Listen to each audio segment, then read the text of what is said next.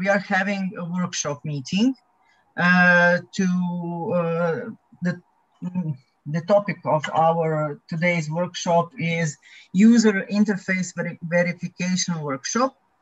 The goal today is to discuss what do we like and what should we keep and implement into our future tool. Our tool would be ALTII software for ARS, audience response system software, like, for example, like Kahoot, like Pool Everywhere, like Socrative, and etc. Have you used some of those tools? Yes, I use a lot of different tools. I am educational technologist, so it's my hobby, my job, I don't know what else. So excellent. Then you will definitely be understand, and you will definitely could let's say get a good contribution to our today's workshop. So our goal is to create audit that would have all good things from existing ARS tools and implement some new features that are not available in today's tools or available with paying. Our tool will be free for all. Besides that audit, we are planning to create sort of base of examples, scenarios, and good practice repository so that we can, let's say, tell the teachers. So you can use, hello, you can use our audit and we are giving you scenario. So if you are teaching, let's say, geography or history, you can use our tool audit with these scenarios. For example, one of our partners is geography teacher, and she told us that she has problems with the 19th century history in Slovenia. And she used ARS, hello Signe, hello Bebe. And she told us she used the ARS tools to help students to get, hello. Hello, okay, so to get better understanding of national history. And that is what we are trying to do. Make examples of good practices, scenarios, and that tool that would be free for all and unlimited for use. You can use it on our web base, or you can install it on your own school or organization's servers if you would like to make some changes, adoptions, and so on. That would be in few words. And it's free to translate. It's free to then translate. Yes, you can translate to local.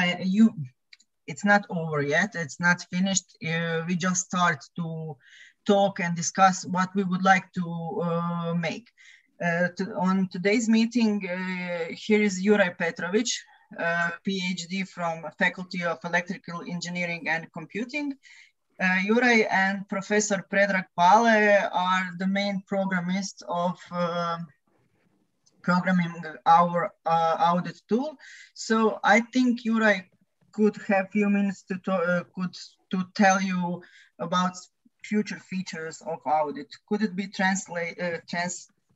could it be for translating in all languages?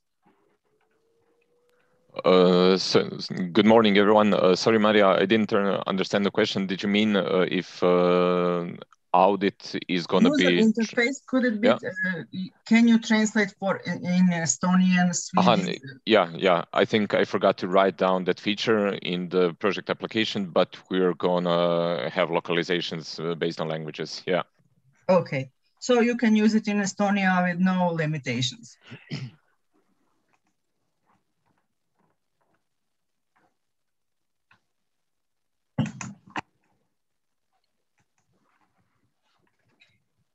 So we are almost, no, we are missing our Slovenian partners. I think we can wait few minutes for them.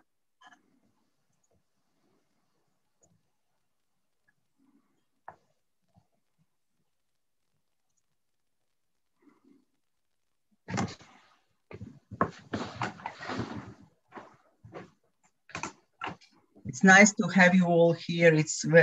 We have 2, 4, 6, 8 windows. We have quite a rush today.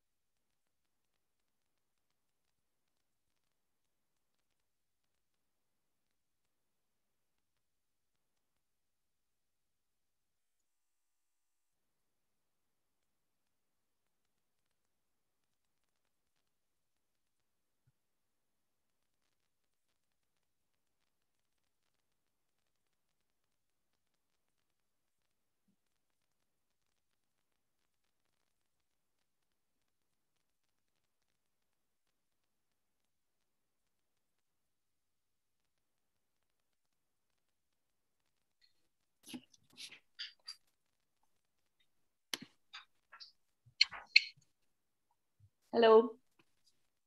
Hello, Maya. How are you? Great. Sorry for being late. I just had another previous meeting, so now I'm here. It's okay. Thank you. No problem. We have almost entire team here. We are waiting for Mirko and we can start. Okay, great. Today's workshop. Mm-hmm. So, Maya, we have our Estonian team today here with us. Here are Anne Krul, Vilve, and Signe. Hello. And our Estonian crew, this is Maya from Slovenia. She's our project partner also. Maria, are you going to check our worksheets maybe and let us know if everything is okay? No problem, I can do it right now. Thank you.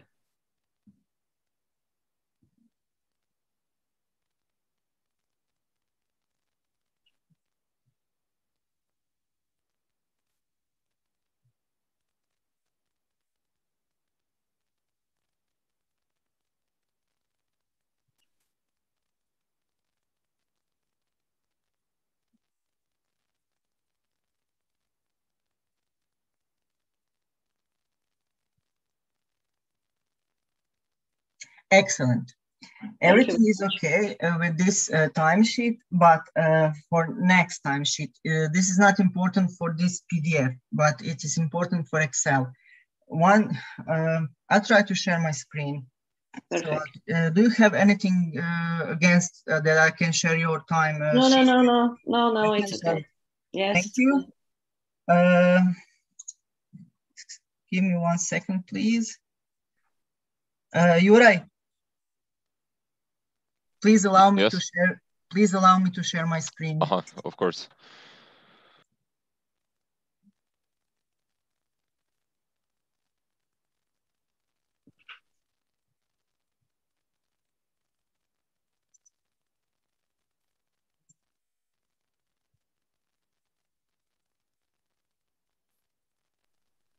Here you go. Thank you. Do you see? Yes. Here is this part, please refresh data Mm-hmm. in a blue field. After you fill timesheet, click on this please refresh data. Then this part, sum of hours worked, blank total hours, will be automatically filled in. Thank you.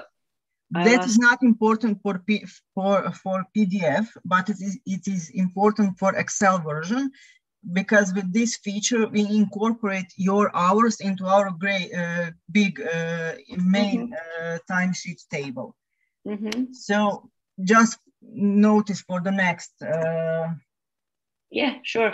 Next time, I can show it with my. I will do it right now and check if it works. Yes, I can show you with my timesheet. Where is my? Here is mine.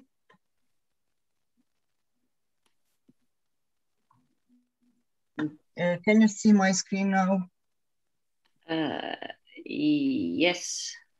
So just click on, I'll try to change, let's say 5 hours. So here, and then I click please refresh data, and you can see Excel automatically count my work hours. Yeah. So at the beginning, I should probably enable macros, right? Yes, yes, yes. Yeah, let's here you have. Yeah, it works. It's okay. Yeah, it's working fine. Thank you. And then when we export the data into our main timesheet table, it will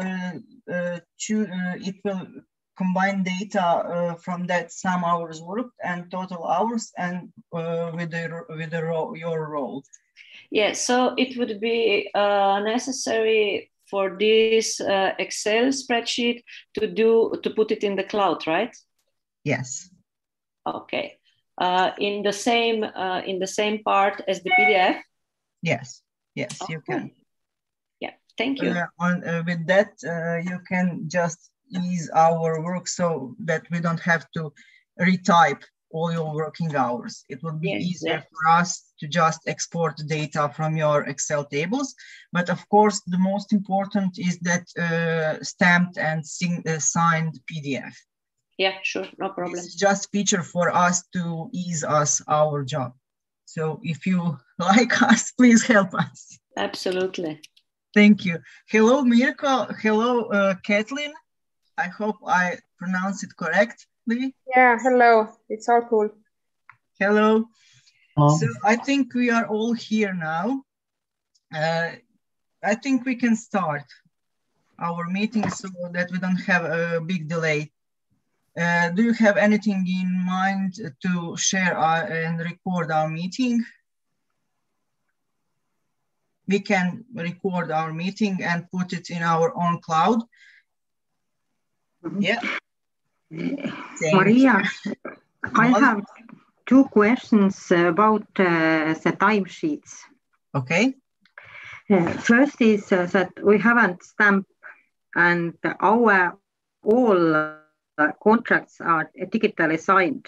And it means that I could send you PDF, and if they gives a digital signature, then I could send you the paper where you see when the signature is put to the document.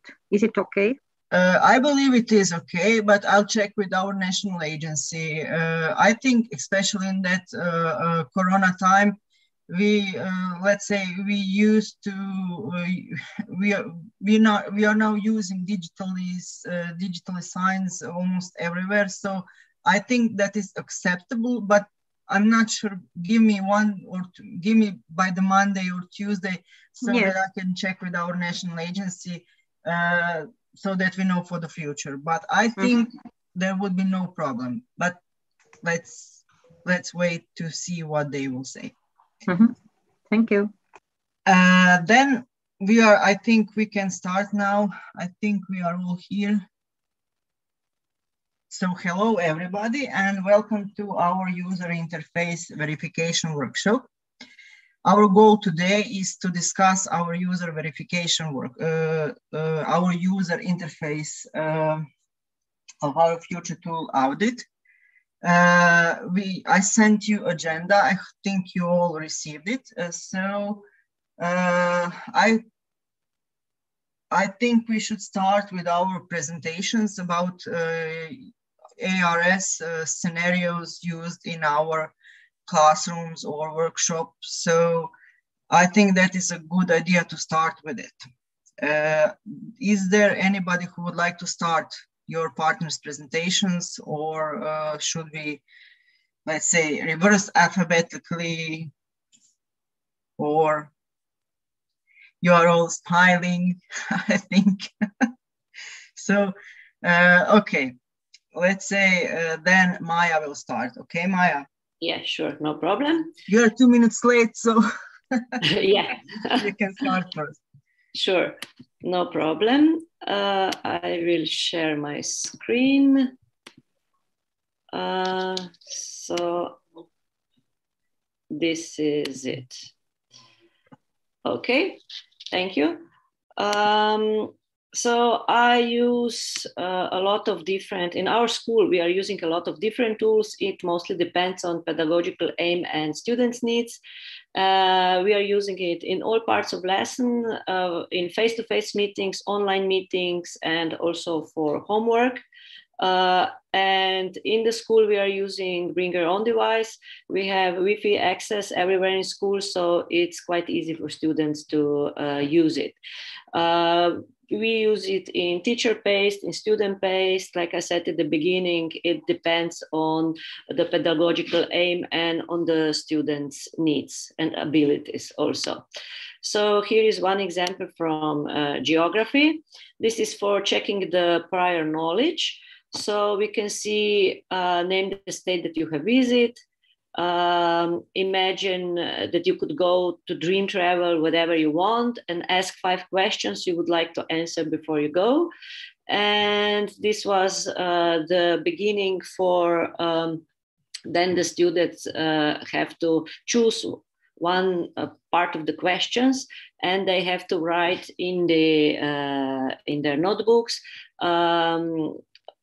and try to answer to these questions for Slovenia, because this was the first lesson of the Slovenian geography. And this was like checking prior knowledge. What do you already know? The second example is also from geography. It was about getting students, feedback from students. It was the concept of the different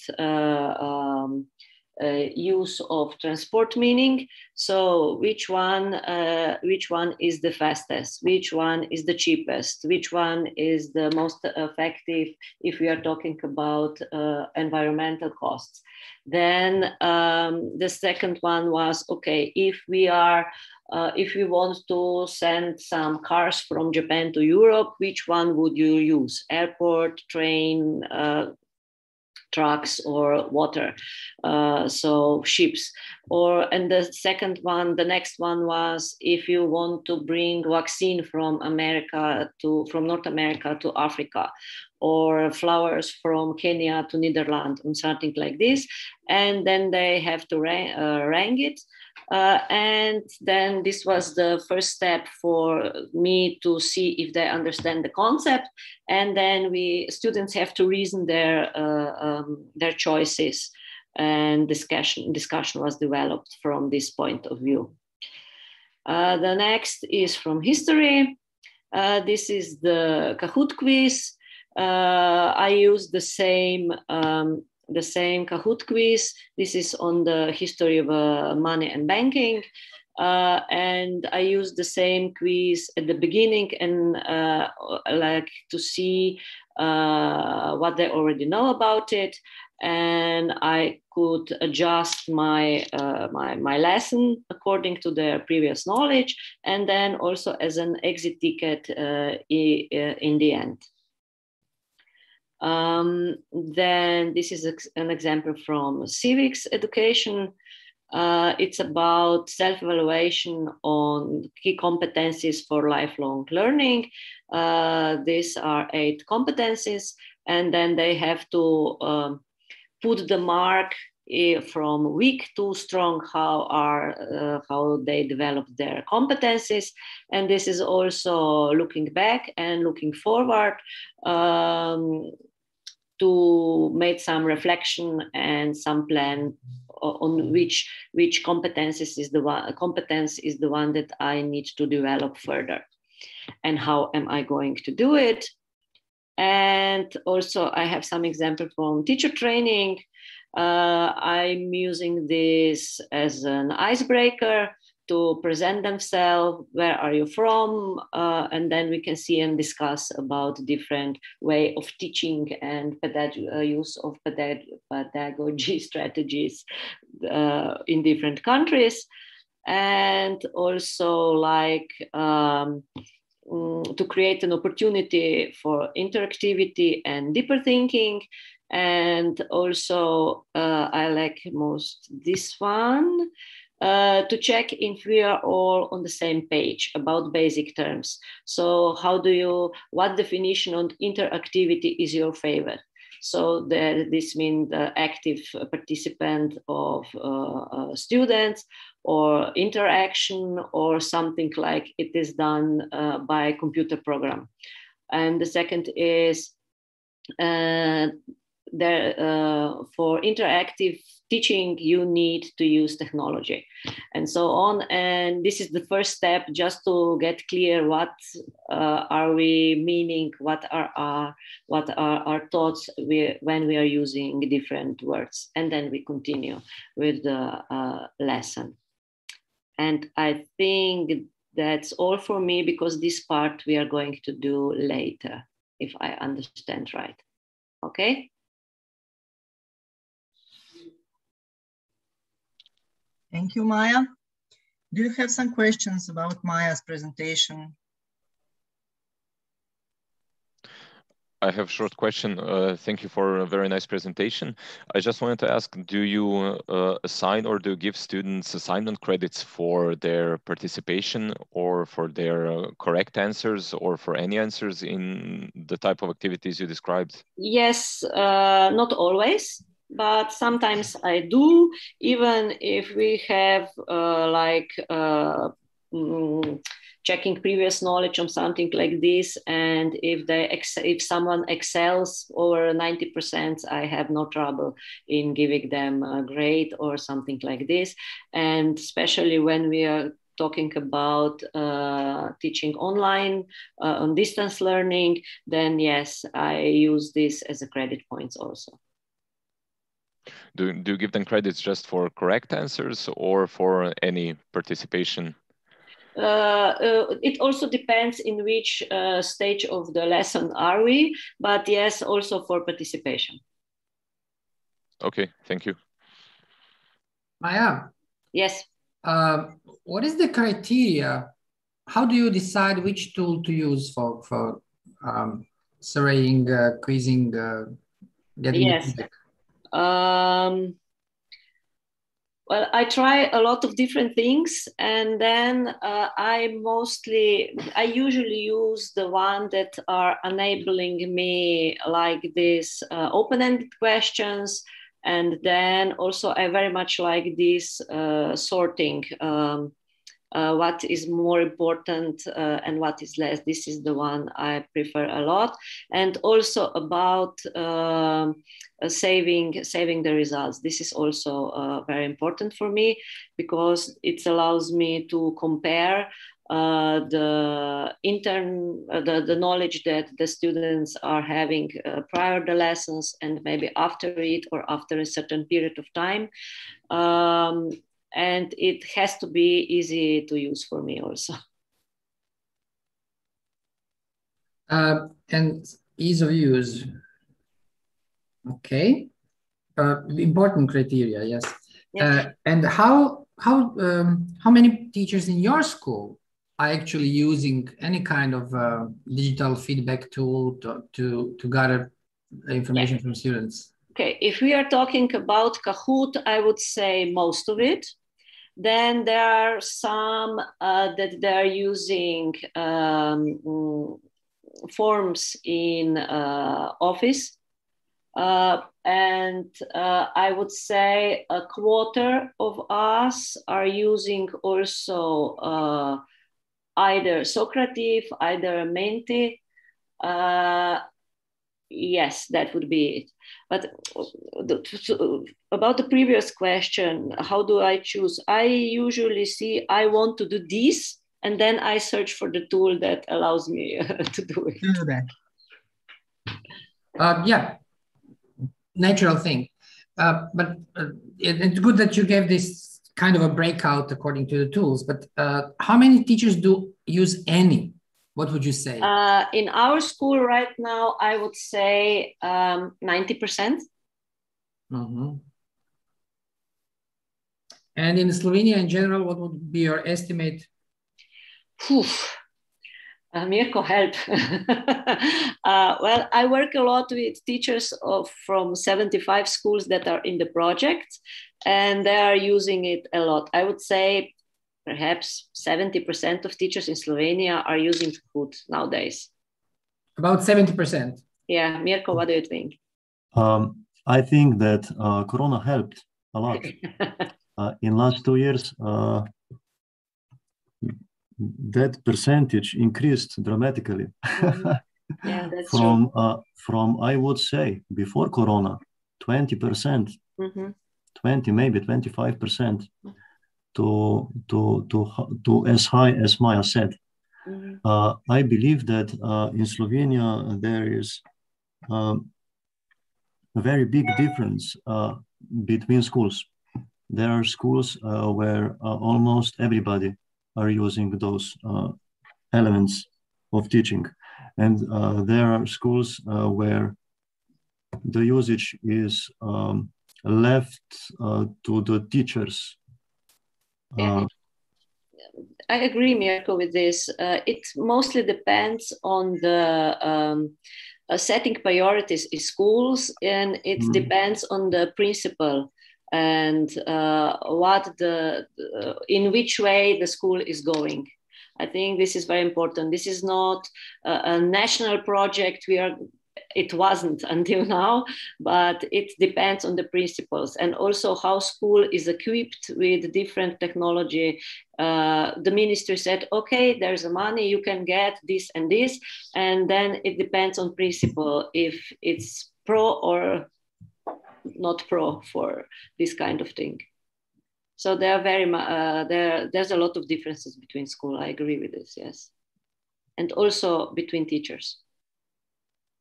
What would you say, how many of those who use tools use them at the end of the class, or not use them not only at the end of the class, but rather during the class as a formative and guiding your teaching? I would say maybe at the beginning and at the end would be about maybe half, but much less during. Maybe more during the online lessons, but they're not used to using it in between the face-to-face lessons. I would say maybe 15, 20. I wouldn't go higher. Mirko? Oh, I agree. Yeah. Okay, thanks. You're welcome. Any other questions from? Okay, since there is no other questions, I suggest that we go with the second Slovenian school. Mirko, can you share us your experience with using ARS in your classrooms? Yes. Just a second, please. No problem. After Mirko, I suggest that we hear some Estonian experience.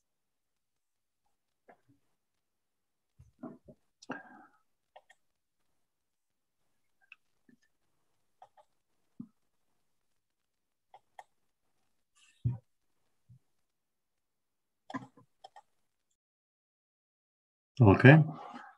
Do you see the right part of the presentation? No, we see your teacher's presentation. Pardon, my mistake. Now it's a good one. I am not really used to Zoom. Just a second.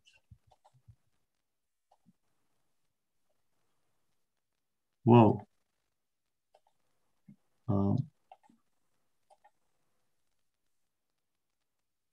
Stop share. Mirko, vse tako je bilo kar v redu, drugače pa po mojem imaš na drugem zaslonu, veš? Ja, vse to. Imam dva zaslona. I have two screens, so. Yeah, I'm always not sure which screen I am sharing when I have two screens on Zoom. So I always like have. Okay. Okay. Now I believe you see the right one. Okay. Thank you.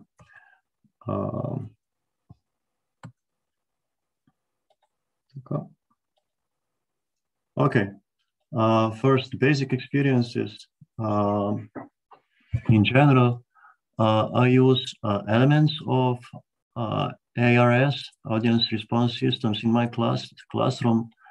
I avoid using a lot of different tools. So I avoid using those big applications of ARS in order to minimize the number of different applications in my classroom. So I use only elements of ARS when I want instant response from all students during presentation or lecture. I don't have much frontal lectures, so I prefer simple solutions. We use Teams, Microsoft Teams, and in Teams, usually, I use forms. Why forms? Because it's simple, it's instant, it's working, and it's enough for us.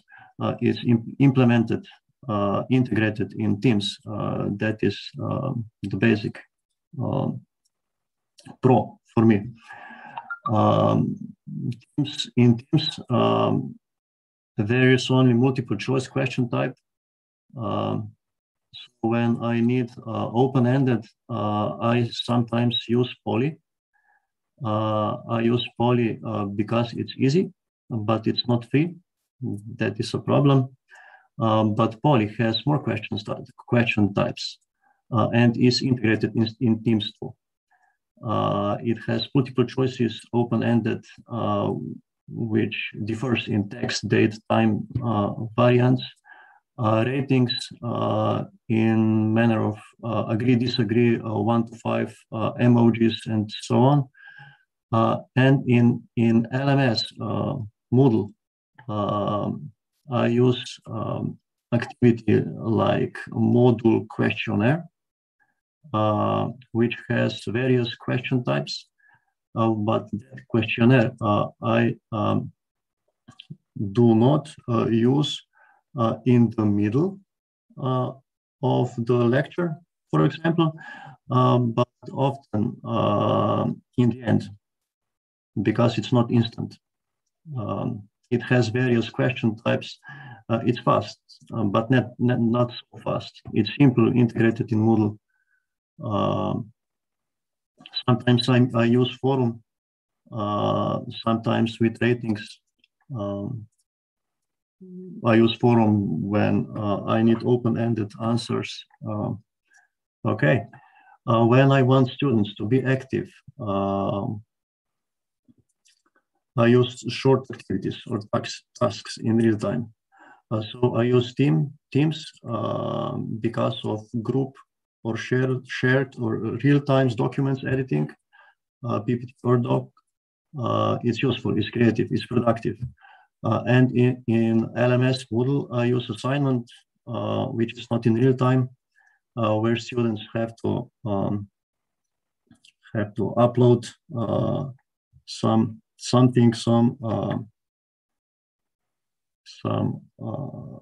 something what they created, and I use quizzes, which is very good, but it's pretty complicated and not so fast for the beginning. Usage scenario.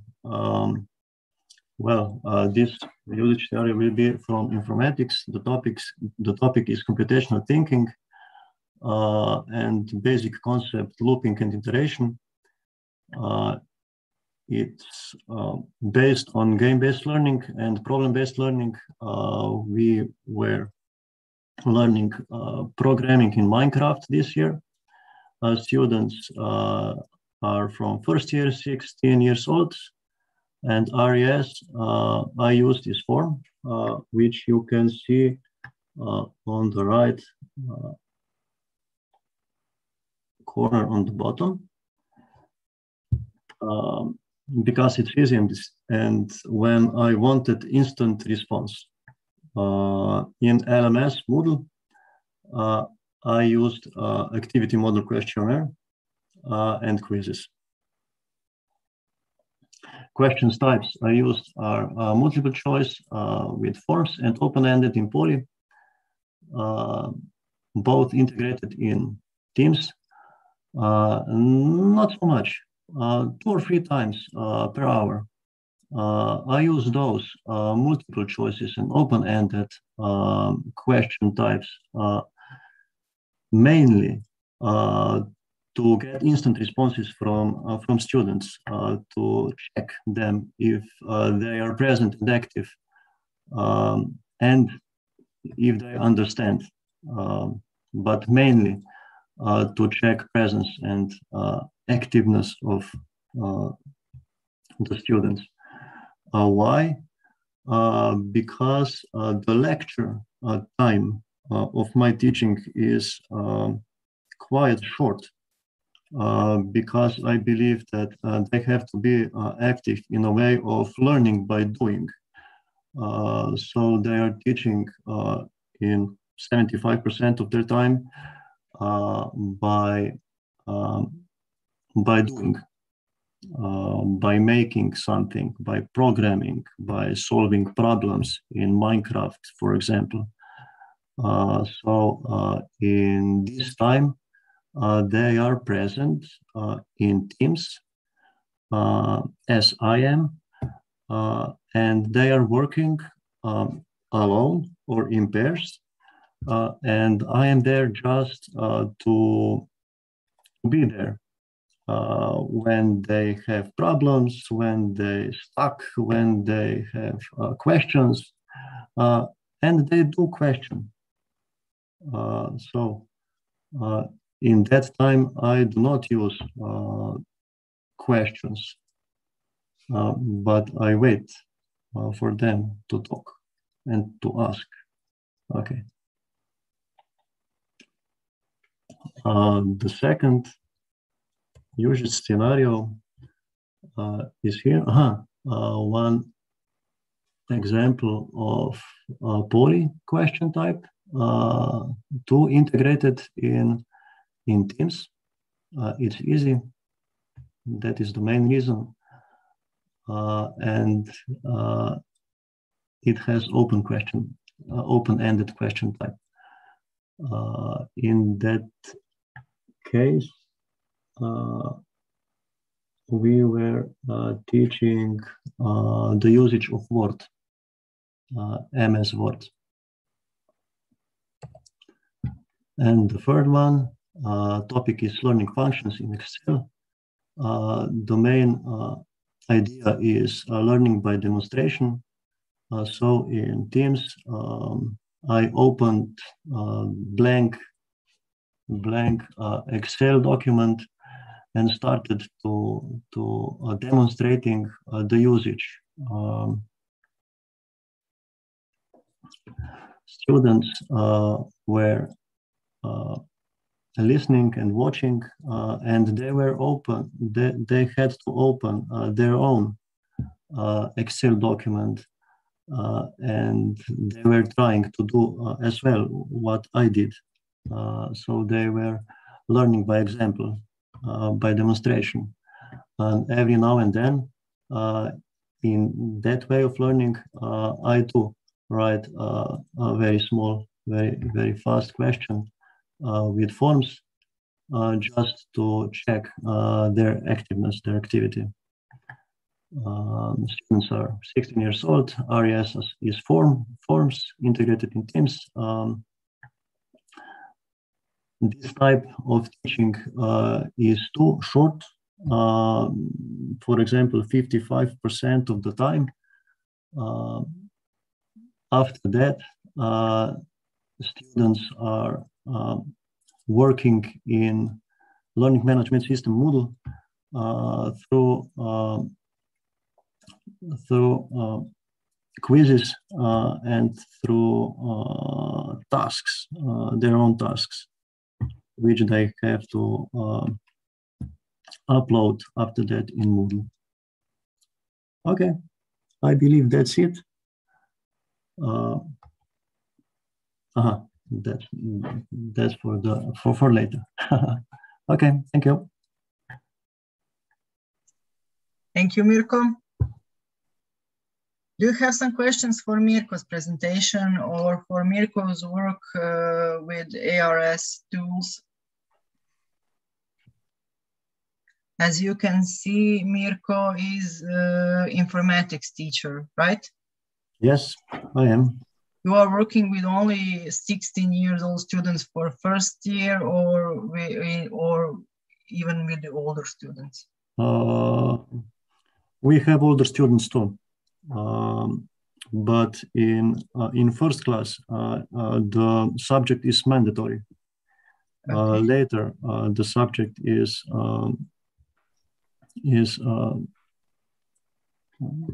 Maya, помогай. Elective. Избирни предмет. Elective subject. Elective subject. Yeah. Thank you. I must say it is very interesting for me to see that you are using Minecraft as teaching informatics. My daughter is 8 years old and she loves Minecraft. So my husband and I are literally have to move her from Minecraft. Then when I see that, what you showed us today, perhaps it's not too bad that she plays Minecraft, of course, 15 to 20 minutes a day max. But students first see that playing game is not the same as learning in-game. Okay, thank you. I'll contact you to send me those materials if you don't have anything in mind. Do you have some other questions for Mirko and his teaching and using ARS? Yeah, I have some questions. Mirko, we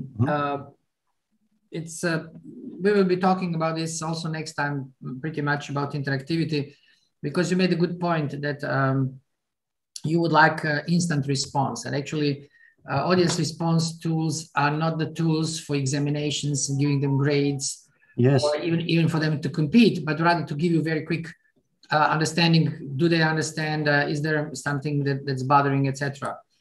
What do you believe is the most important functionality or property of a tool for kids, for students to use it quickly, correctly, willingly? I believe it's a simple layout. Layout has to be one click away. That's it. It has to be very simple. Students don't have to be entertained by it. I believe it. That's why I do not use those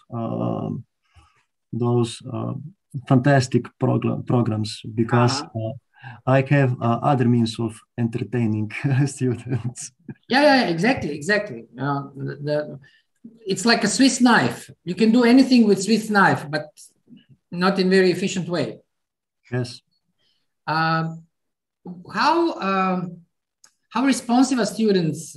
Are they willing to participate? Are they willing to give the response, or you have to stimulate them in some other way? Is this bothering them? Do they report that they are distracted by having to answer your questions in order to learn?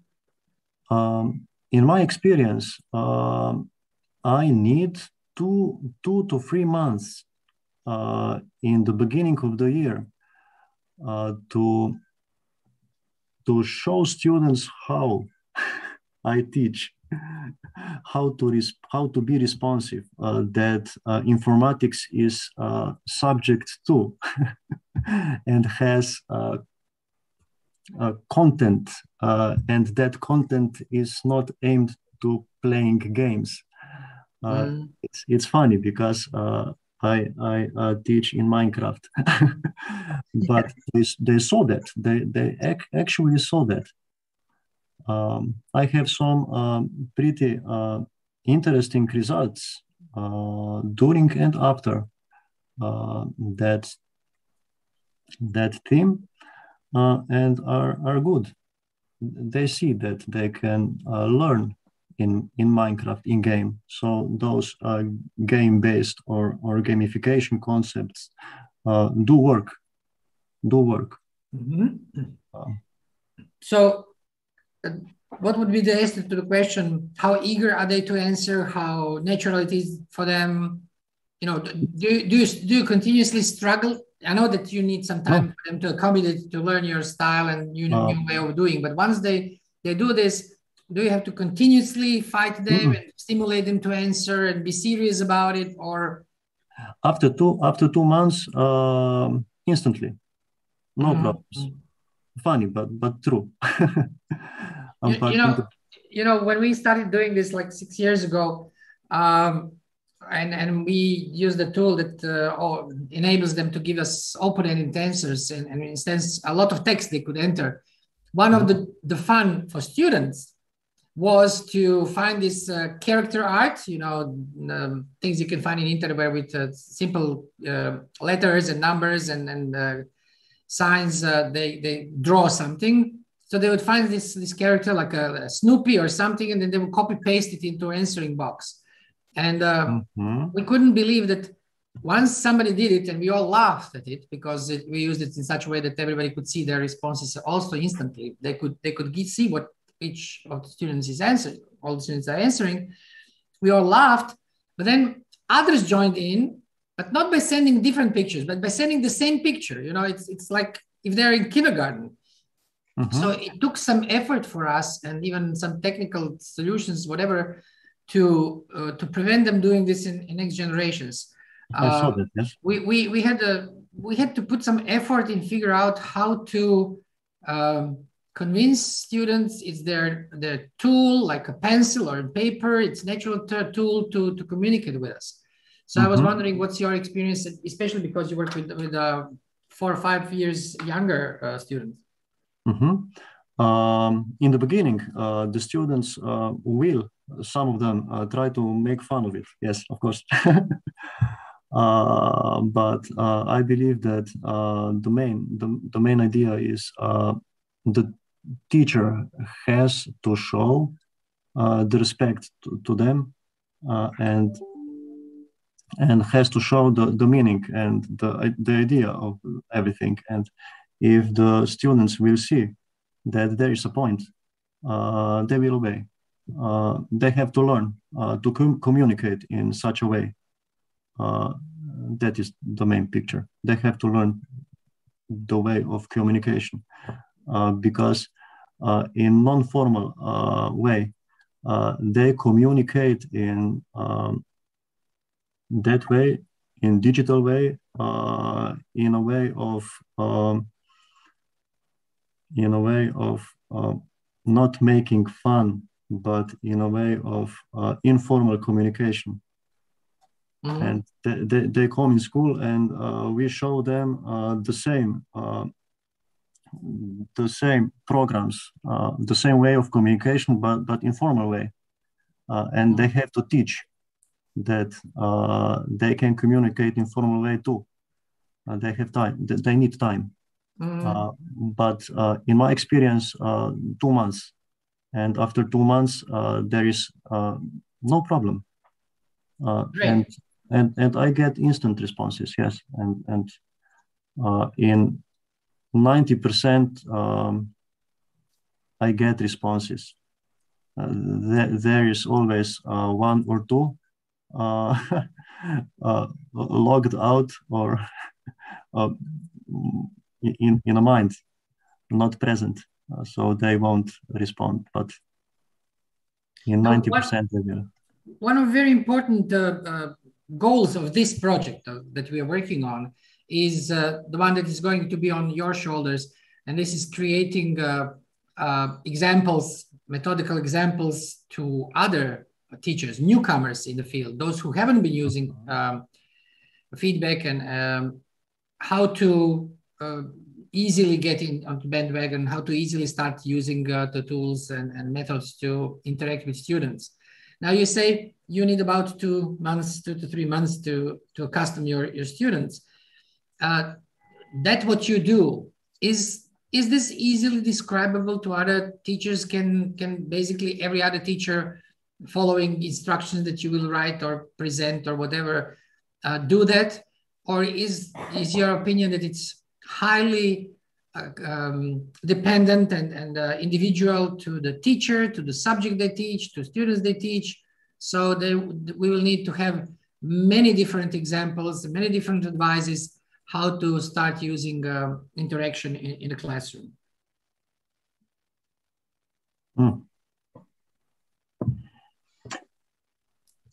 Well, I have to answer something smart. No, you don't have to answer something smart. You can say, I don't have any idea right now. I need some time to think about it.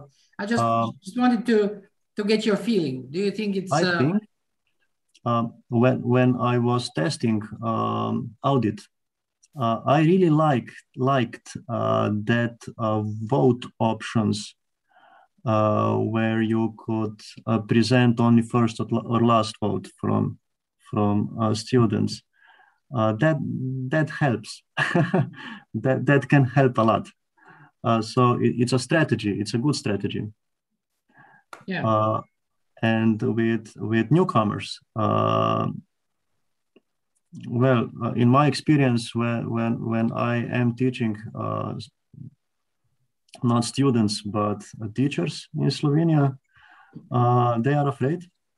And they need good, not just good examples, but they need good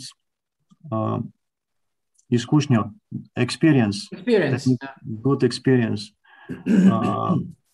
And when you start, you usually don't get a perfect experience those 2 months in the beginning. And they often lose the passion to work in such a manner. So they need someone to help. Yeah. Methodology. Yeah, they would need support. Now we come to the next question. You are obviously persistent. You were intrinsically motivated and driven, and you managed to find your way, and you're obviously comfortable with it. Now that you are comfortable with it, if it would be taken away from you, if you get in a situation that you can't use the digital tools to get feedback, how would you feel? I would improvise. I would find a way. Okay, so basically you don't want to be with it. If you would have to be with it, you would feel as if you are going back in your methods of teaching. Yeah, okay. It's funny. Now, in a year and a half, in Corona time, we became used to use those tools in a ways we never used it before. I never used those instant questions during the class in a physical classroom because I didn't need it. Not just need it, but usually students didn't have the devices. Okay, and when tomorrow Corona stops, you go back to exclusively physical teaching, are you still going to use these digital tools for feedback? And something changes, yes. Something changes. all of a sudden we see that we maybe could use phones more often in a classroom. For example, they all have phones, telephones. Yeah. Okay, that's from me right now. Thanks for answering my heavy, difficult questions. Maria, others? Thank you, Professor Pale. Does anyone have to have any comment or question for Mirko and Professor Pale? Yeah, I would like to say only that I think it mostly depends the use of it on the teaching style of the teacher. Not so much on the subject or the children, but mostly on the teaching style. And the teaching style is something that is very hard to change. And that's why if you, in 1 year, you can adapt to use technology and bring your own device and students use their phone.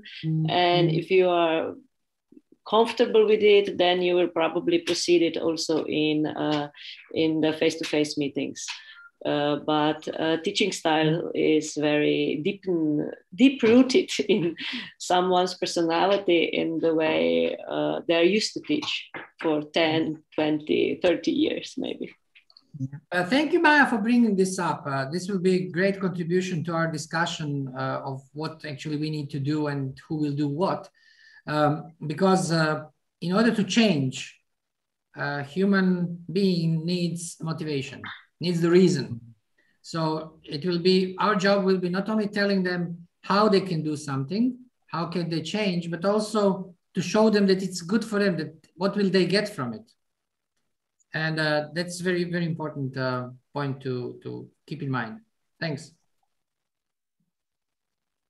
So I think that we can now go with our next presentation.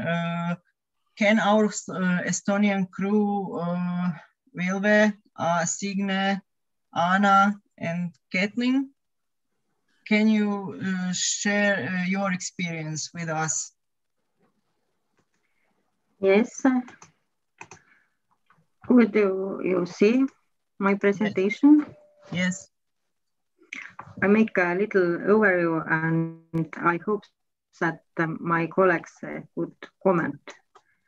Okay. We use very different systems for e-learning, blended learning, hybrid learning. We use LMS like Moodle, Google Classroom. We have some digital material platforms, for example, ALTII. There are interactive materials, there are lectures, there are tests, there are exercises for the students. And there is a system, if the teacher prepares the material and, for example, prepare some kind of questions for the student, then for the next group, the teacher could choose the exercises to the new test. There is collection of the exercises, and there is a system. If you as a student don't solve the exercise correctly, then the system gives them feedback that the student must to go back and to learn, to read material about it. And sometimes it's possible to answer the same questions. Maybe it's a little bit different, but controls the same knowledge or same skills. OPIC is not free. OPIC is free now if we have the lockdown period, and we use a lot of distance learning, but after it's not free. But free materials we could find to the other platform. It's e-koolikott, And what is good for the OPIC is that all the material is by the school program, and it is controlled. If e-kooli got there is more materials what the teachers prepared, but all materials is not controlled by the colleagues. And of course, we use video conferencing tools like Google Meet.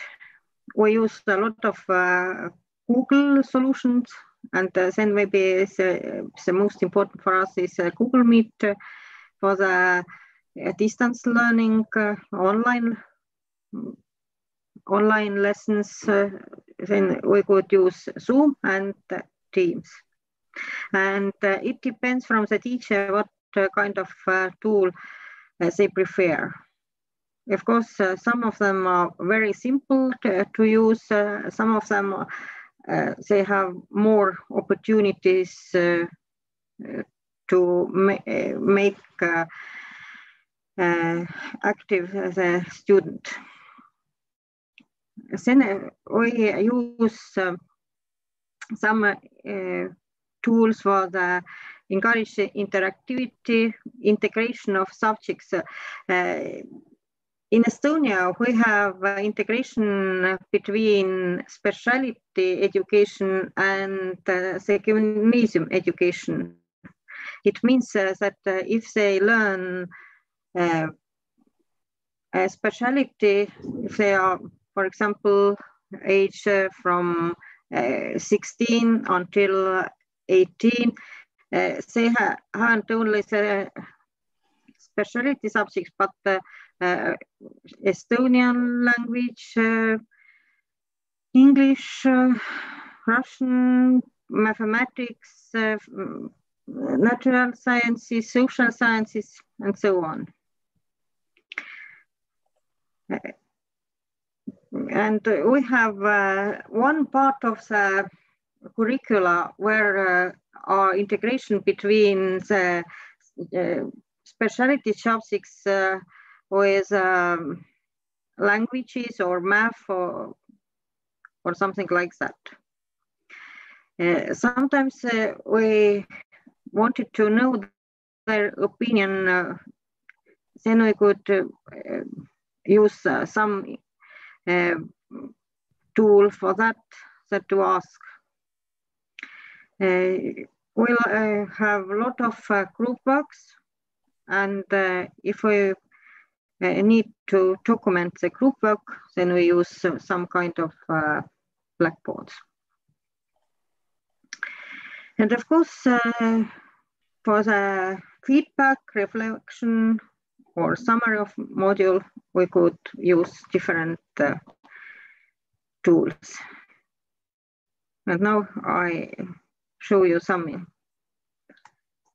of them. Here you could see the Moodle where are integrate calculating for the plastering of interior and exterior surfaces. Here you could see they have the learning guidelines, then they have a book about the guidance of the material, then some exercises. Then they could put their calculating how much they need the material.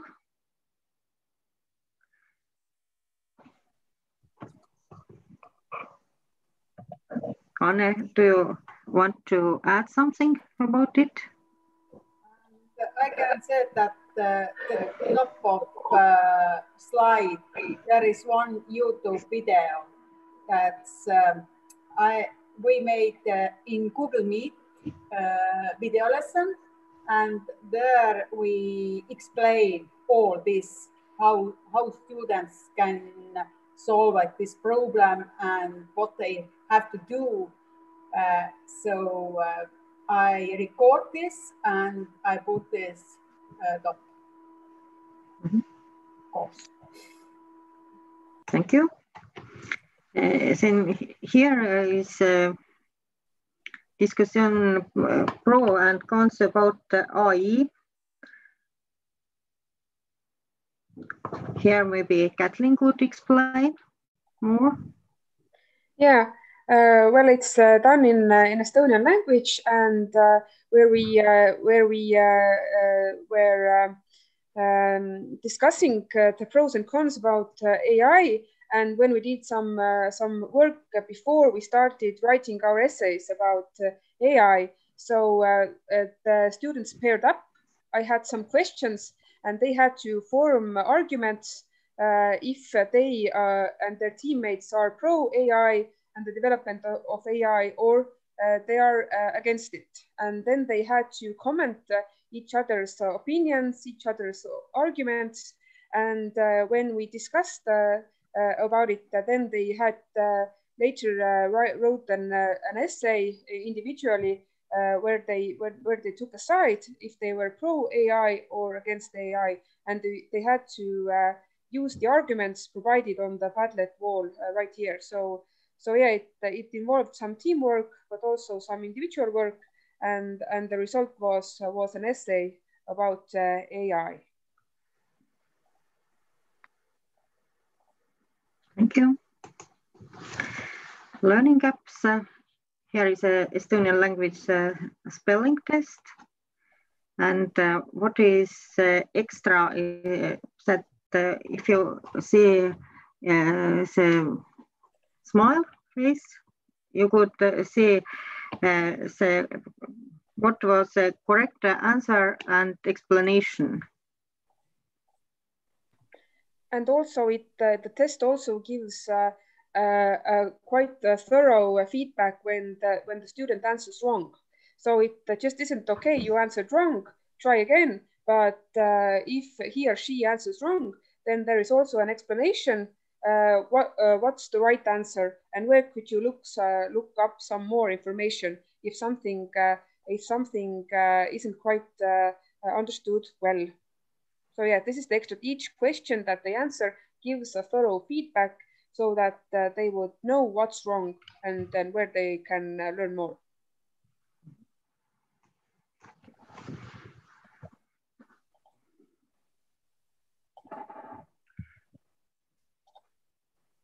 And here they could write down what could be the compulsory literature for them. And this is usually done before we start our literature lessons, so that each group that I get, that I would provide the most interesting things to them. So I always ask their own opinions, what they would like to read. Not that I, a teacher, come and say, okay, today we read this, or this month we read that, but they give me some insights to their interests, and I can choose from their opinions, and we can make decisions together. Thank you. Seatings is very good for the lecture.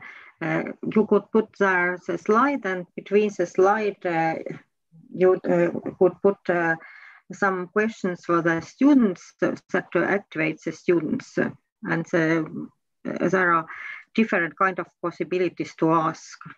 Maybe they could write own thoughts, then they could there are yes and no answers. They could order some kind of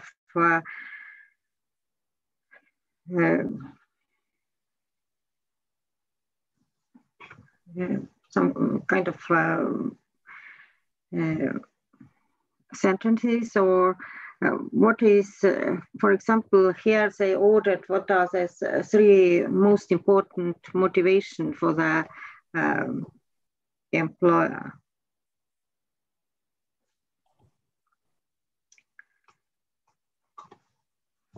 Then we use Google Forms. Here you could see the test about regions for business students, and here you could see there are a lot of different kind of questions Vilve could explain more. Yes, it was co-working with the teacher of social studies, and this test we give the students exercise that they must make a test by themselves to other students in the classroom. So they must make different questions, and yes, they made that. And the last question in each test was they must give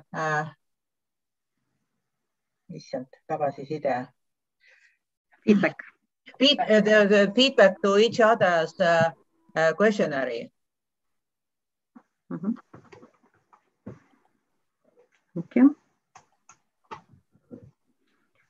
Here is one for the accountant student Kahoot. It was in Christmas time and last activity before Christmas, and then this quiz for them. What is a little bit in Estonian language, there were expressions what were a little bit funny.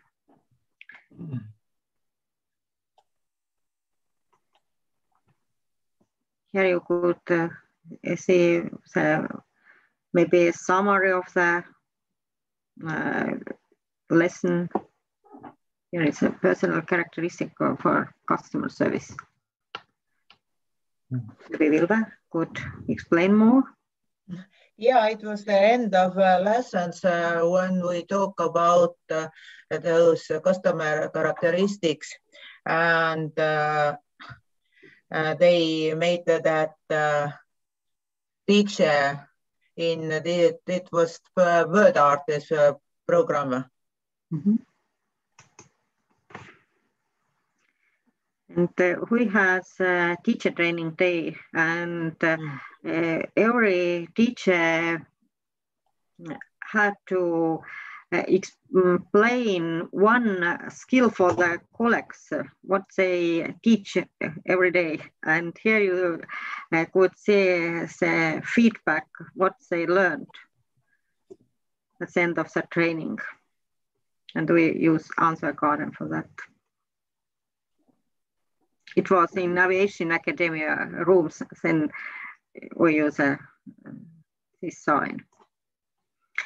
Of course, very important is apprenticeship, and here you could see that they made the video for the apprenticeship.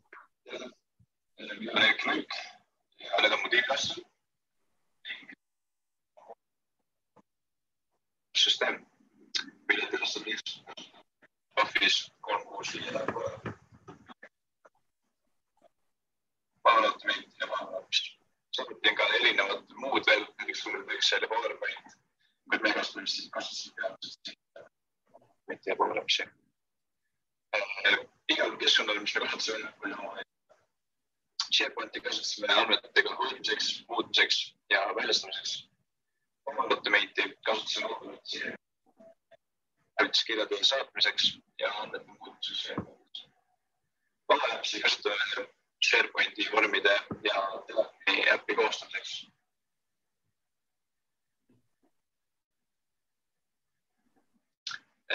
Meie eesmärgiks oli siis luua dokumendivalsus, mis aitab hoida dokumendivalsus, kus on valitud inimesed teavad. Samuti on võimalik saada dokumentide kohta teavitusi, kui peaks kätte jõudnud tähtaeg. Ja see on näha ka see skeem näiteks sellest, kuidas see peaks toimima. Ja väike siis. Me teeme eesmärk teha puhkuse avastusüsteem, kus töötajad tavaliselt on automaatselt kontrollitud. Pärast kontrollimist saavad kinnitada selle teavituse ja saavad ka tavaliselt tagasi lükata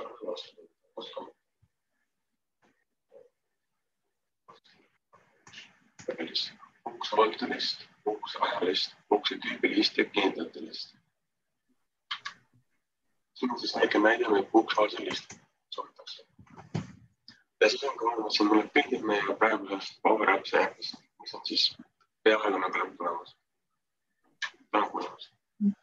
Here you could see all the process from the beginning, what were the aims until the end, about the solution for the customer.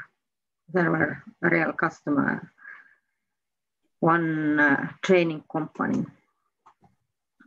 Then traffic light system for feedback. Here, Kathleen could explain. Yeah. This is something that I use quite regularly during my classes when we are approaching a new theme.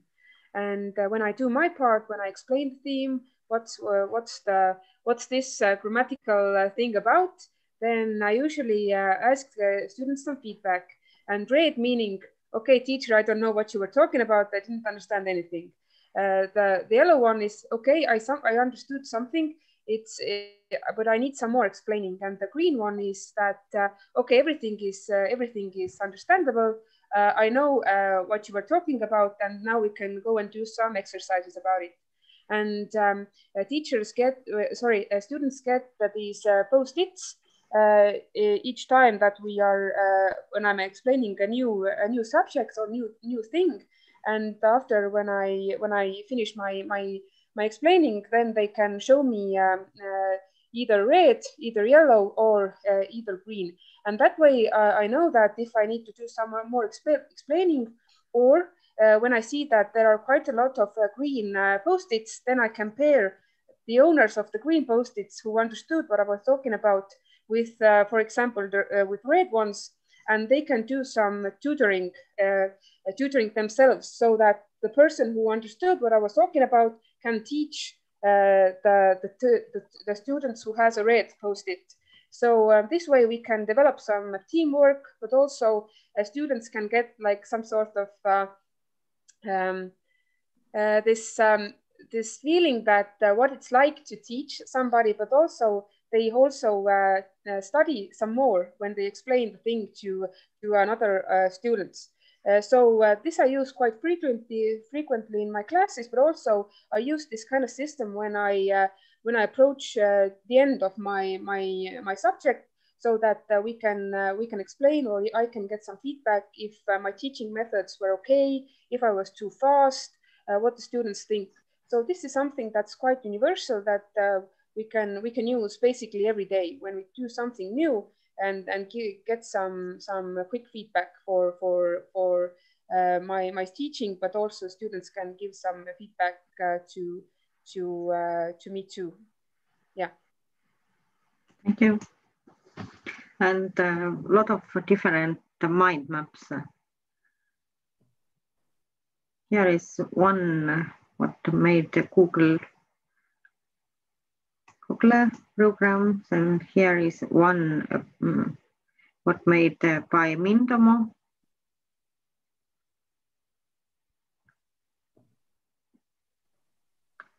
I can explain that Mindomo is very good tool. Unfortunately, it's not totally free. Free is only 3 map per person.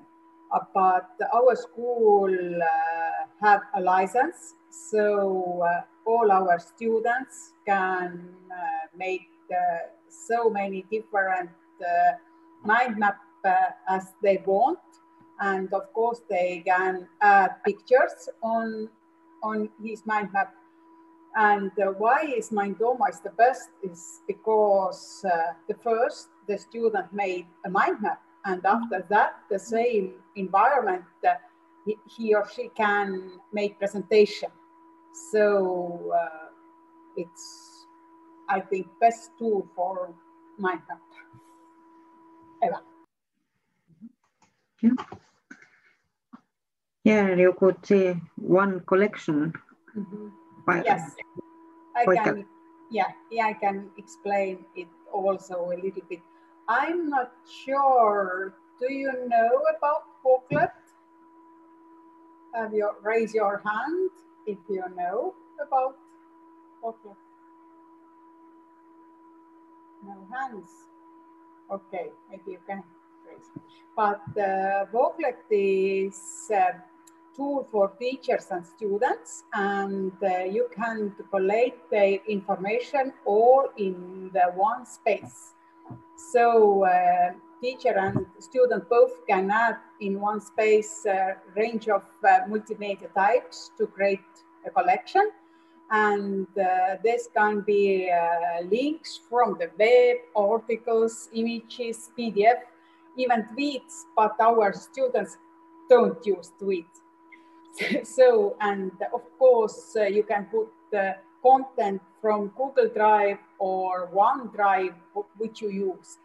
So on this booklet, this is special trees. It's not usually trees what we see in forest in Estonia.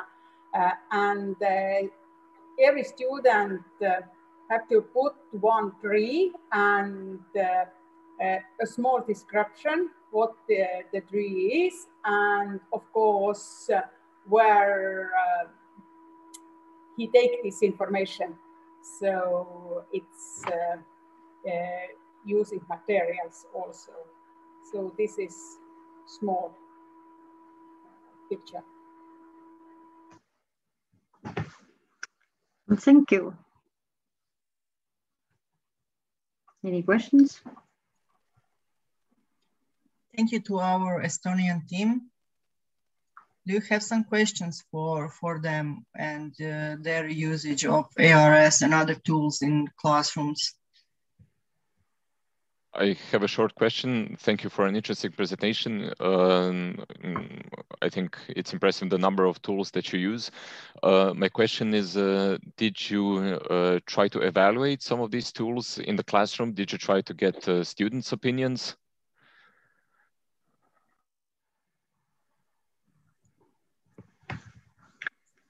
Of course, we could get student opinions.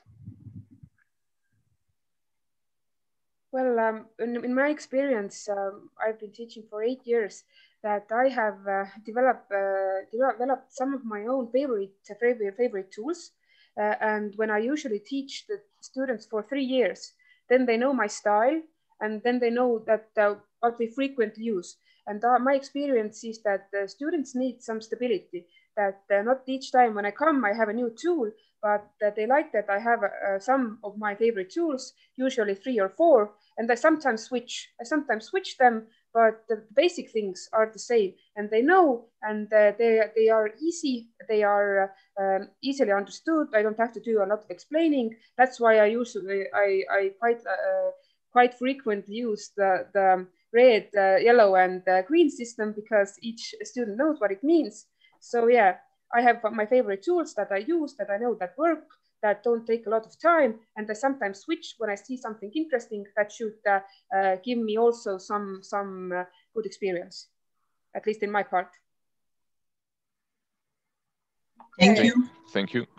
Me the same, and I can say that when I choose the tool, I have some special reason why I use this. So when I make something collaboration work, or I wanna test something, or we wanna make something together. So, and is one condition I have. This is I can make with Google account this content. This is important for me. And of course, Moodle is the best environment for systems. I use mostly Moodle and also systems, email, and others are integrated with Google in our school. So it means that I use a lot of Google things like Google Documents, Google Slides, Google Forms. And as I ask from students, they like that those things are simple for them. So it depends what I use. It depends of level of knowledge of students. But sometimes they like that if teacher surprise them with something like it was Canva, which is not so easy, but when they started to use that, they like that. So I say that it depends of level of knowledge of students, but which I start and then we grow together. Thank you. Do you have some other questions and comments, or we can move on with the next presentation? So, Juraj, would you mind that you get the next presentation about FAIR's experience? Yeah, sure. Thank you, Maria. Let me just share my screen with you.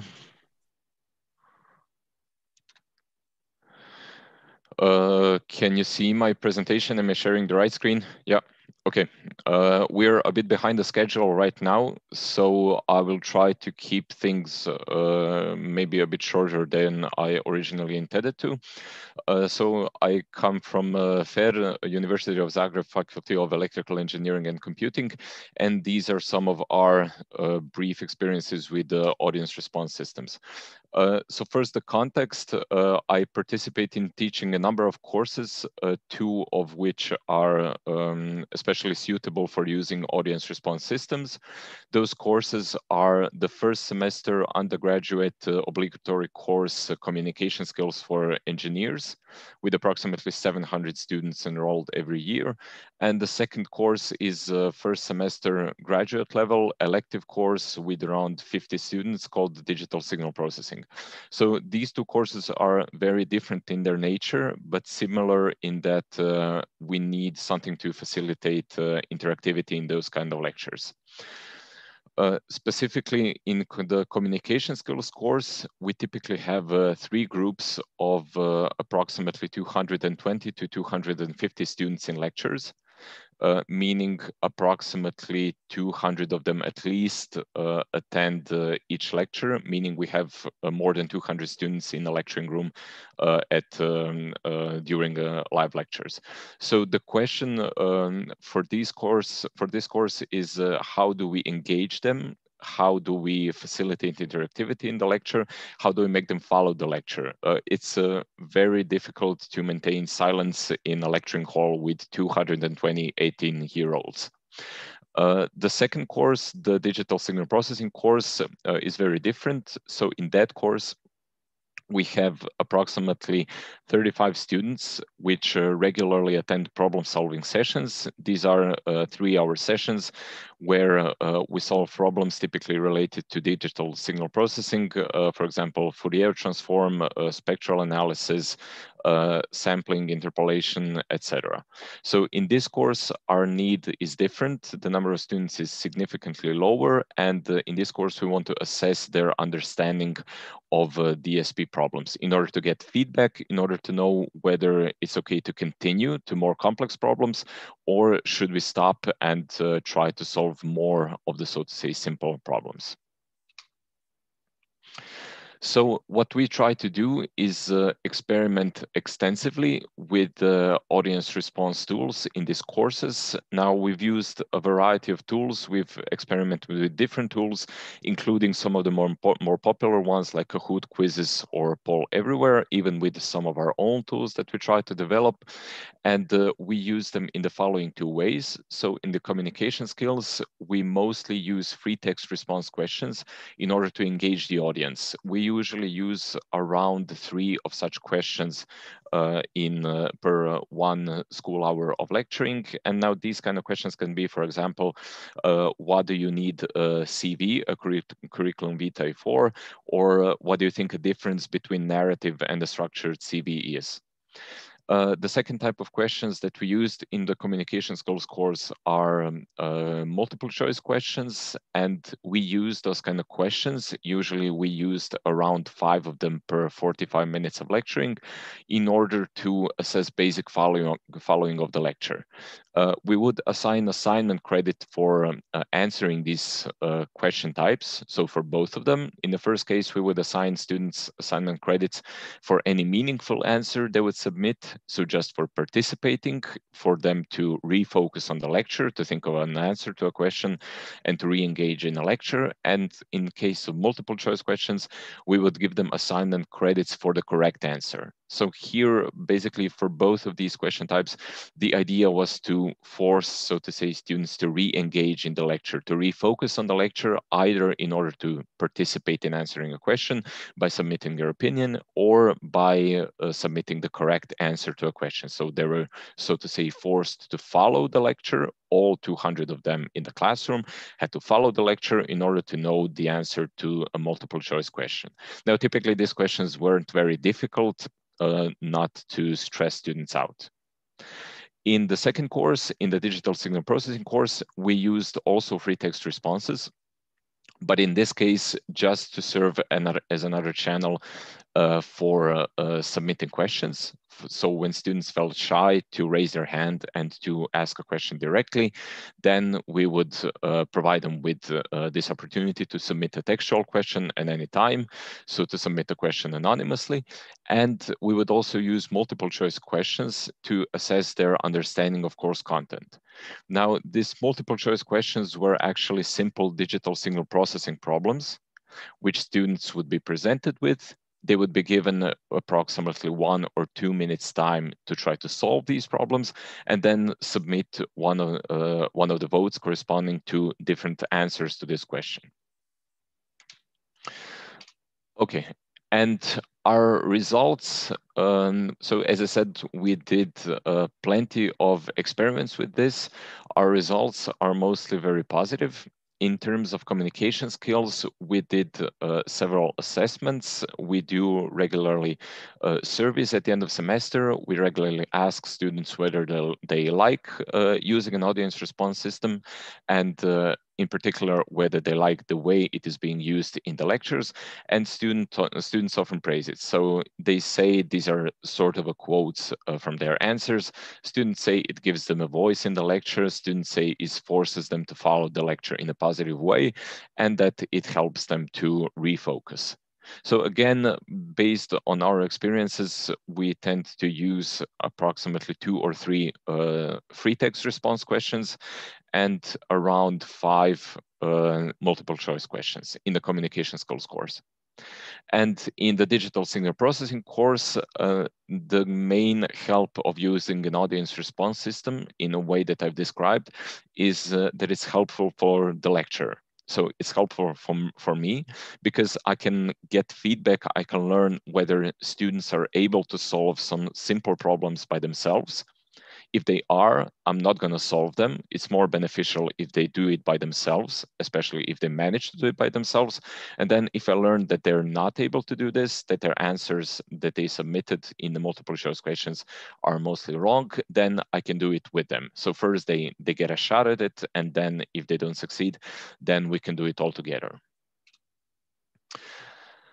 Okay, and some more of our empirical results are so the types of questions that we use, the multiple choice questions and free text responses, for our needs, they are really sufficient. They can support a large number of scenarios or situations that we need. A negative aspect of using audience response systems that I talked about already the last time is that it requires time. So sometimes in context of this digital signal processing course, they need more time to submit their votes than they actually need to solve the problem. So it's a bit time expensive. And as Professor Pale already noted, this anonymity is a great thing because it enables shy students to submit their questions anonymously. So they wouldn't pose those questions normally, but they do now. On the other hand, they often, especially in those 200 plus student classes, they tend to take this non-seriously when it's anonymous. So they often submit textual answers for fun or completely unrelated to the question. Now, these results, again, are something that we took into consideration when designing functions of the audience response system that we want to develop within this project.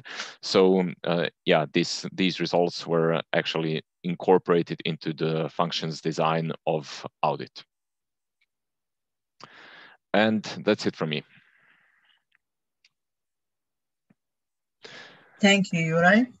Do you have some questions for Juraj? And for usage of ARS tools in Faculty of Electrical Engineering and Computing?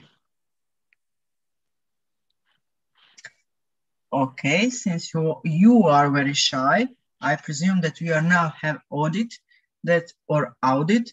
You will write your questions, but okay, today is like that. Since Juraj mentioned we are in a bit of lack of time, so I'll share my screen, and also I'll be very short with my presentation for usage. Give me 1 second, please, to share my screen. Maybe in the meantime, I will just add to Juraj about the question for giving credit for participating and so on. This is actually illegal in high school because because it's against the law on how the grades should be done. But some teachers are doing it anyway. Yeah, I understand now. Yeah, I just wasn't aware of it when asking the question, but yeah, it makes sense. At the university, it's different because the course concept is that they get assignment credit for different assignments that are performed during the semester, and then all the assignment credits get summed up together, and that forms their final grade. But yeah, I'm aware that's not how things work in high schools. And the idea of presenting the content to more than 100 students, how those open-ended questions works in that way? Yeah, presenting anything to 218-year-olds is a very challenging task.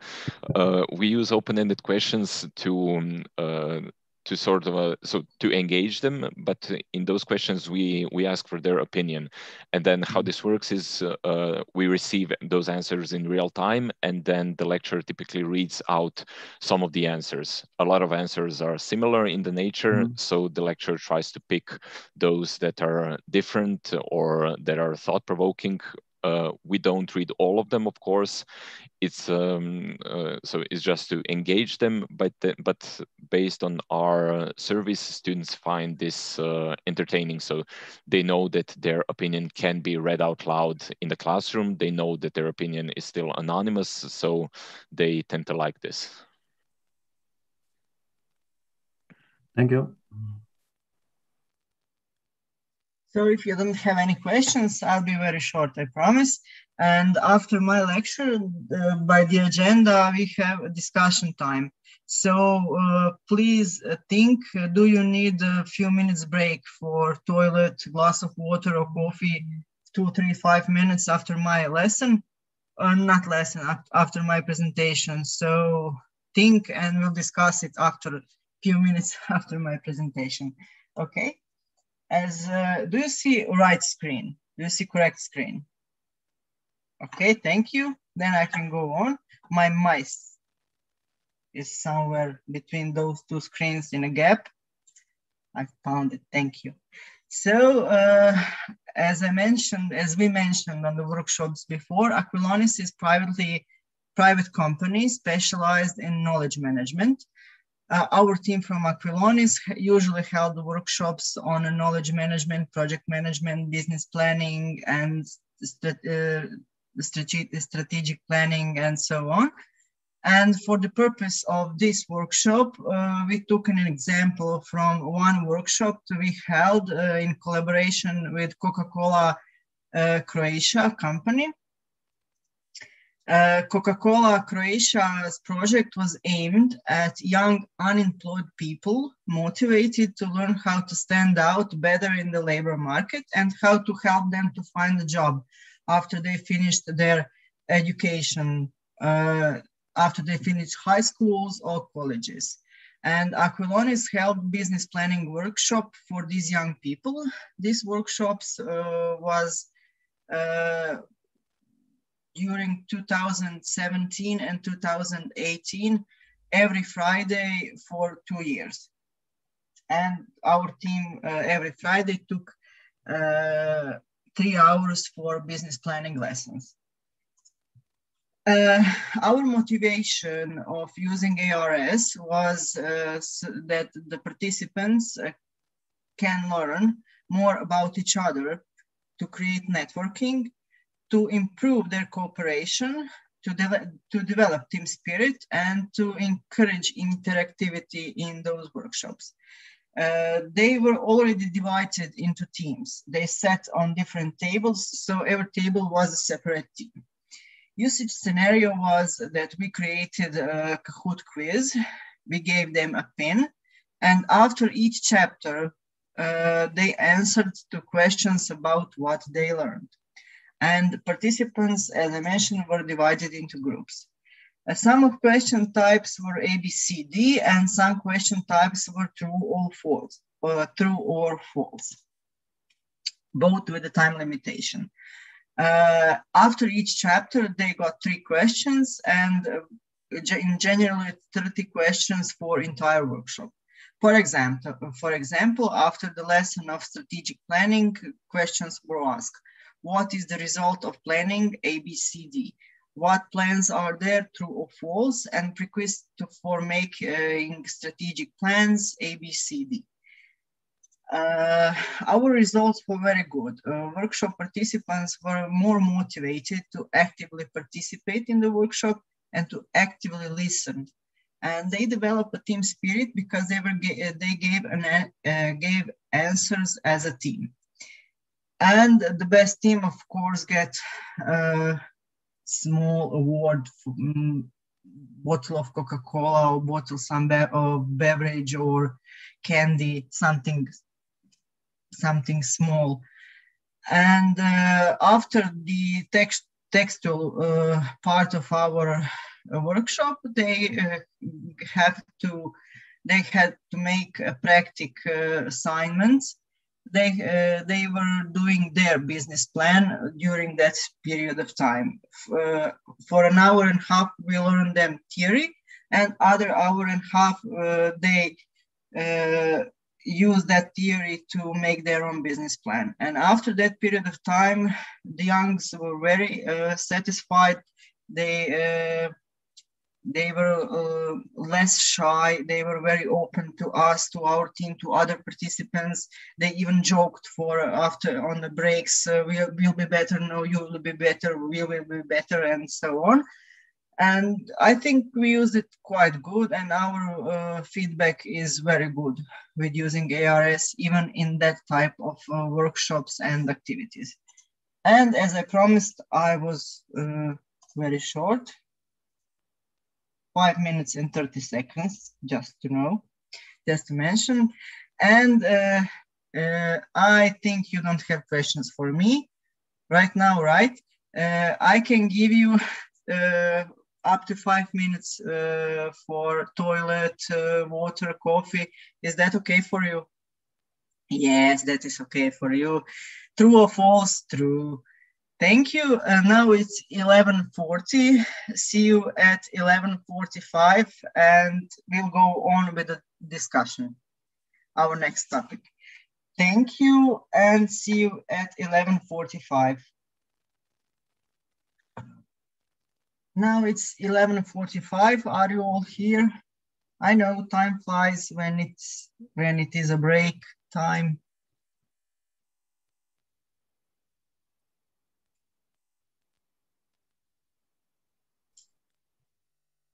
Mr.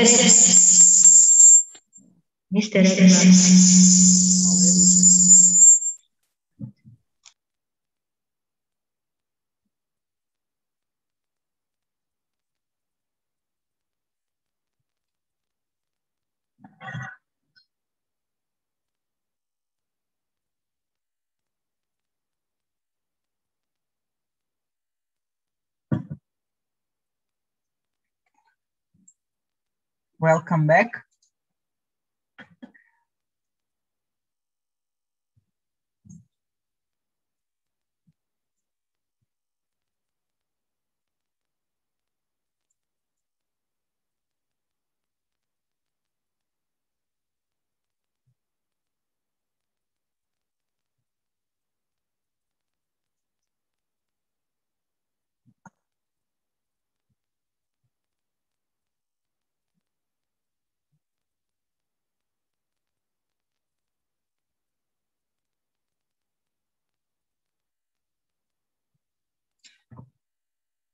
The most of you are here.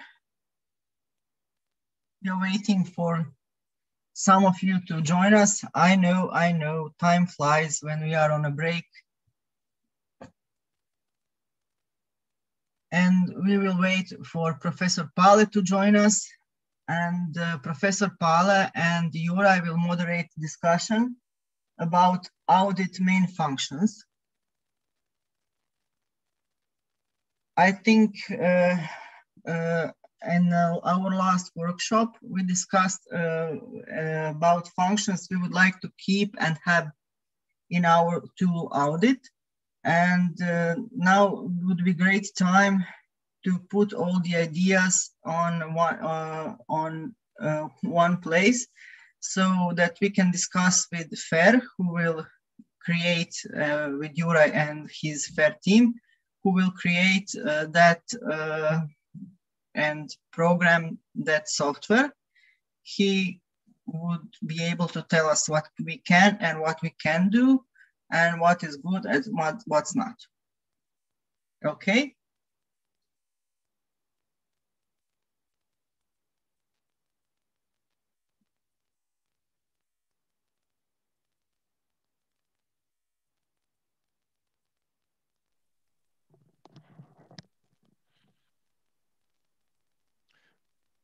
I think it would be great if Professor Pale would be here when we start.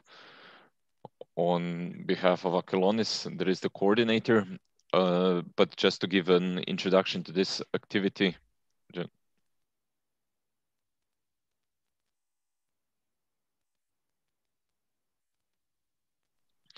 But sorry, just to give an introduction to this activity. So in order to prepare for this, I recorded a short video of audit key features. We were supposed to go over that on our previous workshop, but we ran out of time, unfortunately. I hope that you managed to watch the video. In the meantime, I'm not sure if I should go over some of the main features of ALTII now, or are you ready with your suggestions and comments?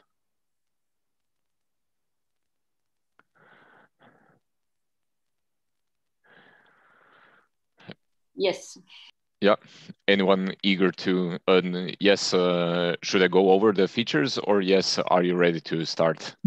Yes, we are ready to start. Okay. Who's going to break the ice, or do you have any comments on what you have seen? So now we're not discussing user interface. We're hopefully going to have some time for that at the end of this workshop. Now we are concerned with the supported features or with the supported functions. As said, I listed all of them in a presentation and shared them with you in a video. If you found time to watch the video, do you have any comments? Do you have any questions? Do you have any suggestions? Well, I like that. I also tried out. It's very easy to use.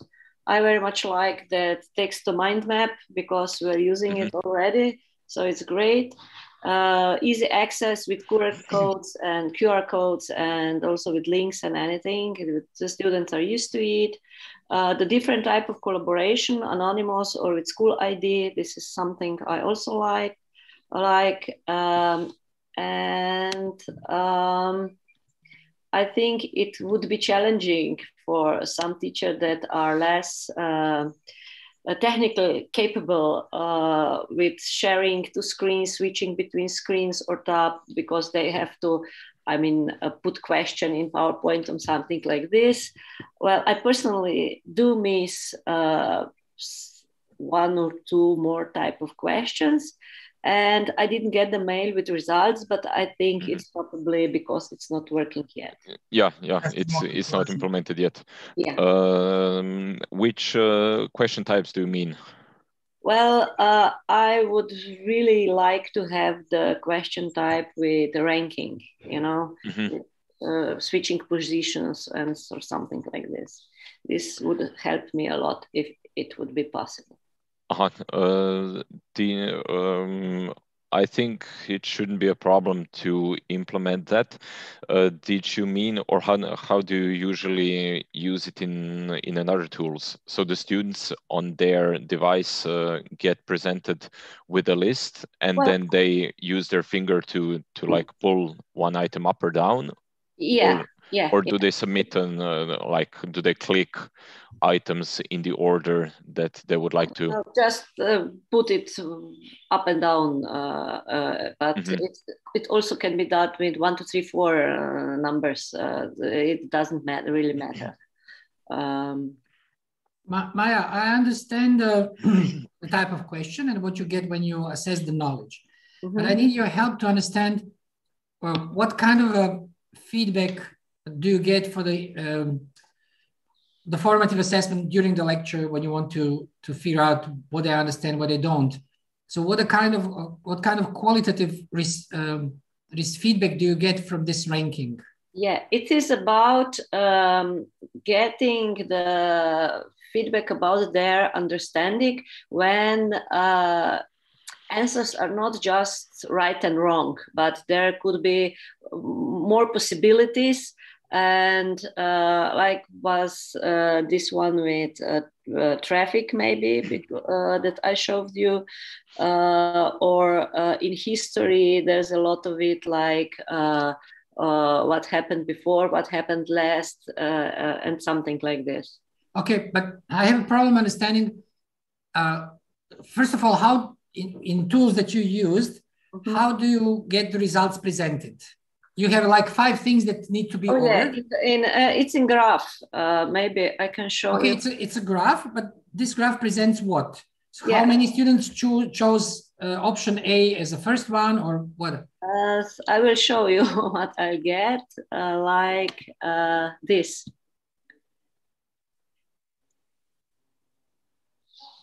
This is like this, yes? There can also be a percentage, but it's not really important for me. Okay, now for this particular example, if you give them these 4 types of traffic, as A, B, C, D, and you tell them, okay, vote for the most important one, then again in a bar graph you will get how many have voted for A, that is the best one, for B, for C, for D. So basically you get the same type of response. The result is the same for me, but the task is different for them, because I don't want just to vote for them for the first one, but I just want them to put them in the correct order. But you don't, but in this graph that you are presenting right now, you don't see how many of them got the right order. No, this is for start. I mean, for the start of the discussion. Okay, the most of you are thinking the most expensive is with airplanes. Yeah. So why did you put the railways on the second place? Or who chose this, and what is your reasoning for this, and so on. But I said this is basically my thing. No, look, the point is that we need to discuss. Yeah. Therefore, we are more people on one project than just one team in order to see various practices, various needs, and then try to figure out a solution. As we will already, some of you mentioned, and we will soon come to the point that we understand that the more flexibility you offer, the more complex the tool becomes. Yeah. So there is this trade-off between functionality and simplicity of use. And we are struggling with this for several years and trying to figure out how to do that. So different types of questions and methodological needs, what you want to do is extremely important to us. That's why I want to learn more how you apply it. Okay. So ordering is one of them. Yeah. Anybody else has any other feedback on the types of questions that you desperately need in audience response tool, in a feedback collection tool?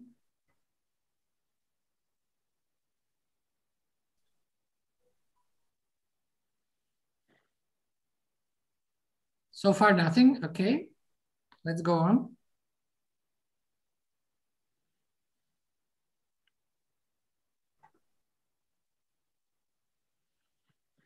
Maybe me.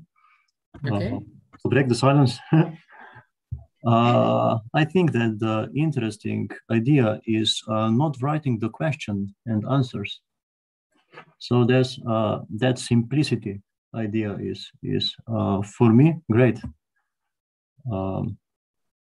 The reason why we put it in a project proposal, actually, and it's a kind of fixed, is because there are several reasons why we thought, after experiencing all other tools, that this might be a good way to go. Is, first of all, tools change.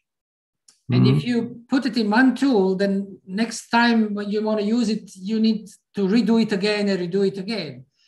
But actually the questions belong to the content that you present. So if you're using PowerPoint or whatever other tool, it's natural that you put it there either visible or hidden in speaker notes or whatever you have. So it's integrated there. And then you use whatever tool you have to do it.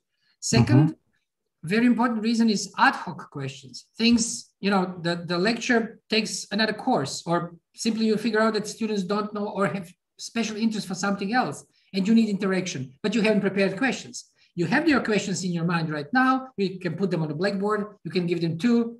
Why don't you tell me what is more important, A or B? And then with all these tools that you have to pre-program questions upfront, you don't have this flexibility. There are at least 2 reasons among others that went for making this decision to decouple questions and the way of asking questions from collecting responses.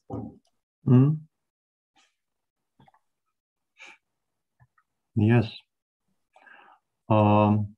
As a response, my response to Maya's response, I believe that rating type is only a different way of representation of the multiple choice question.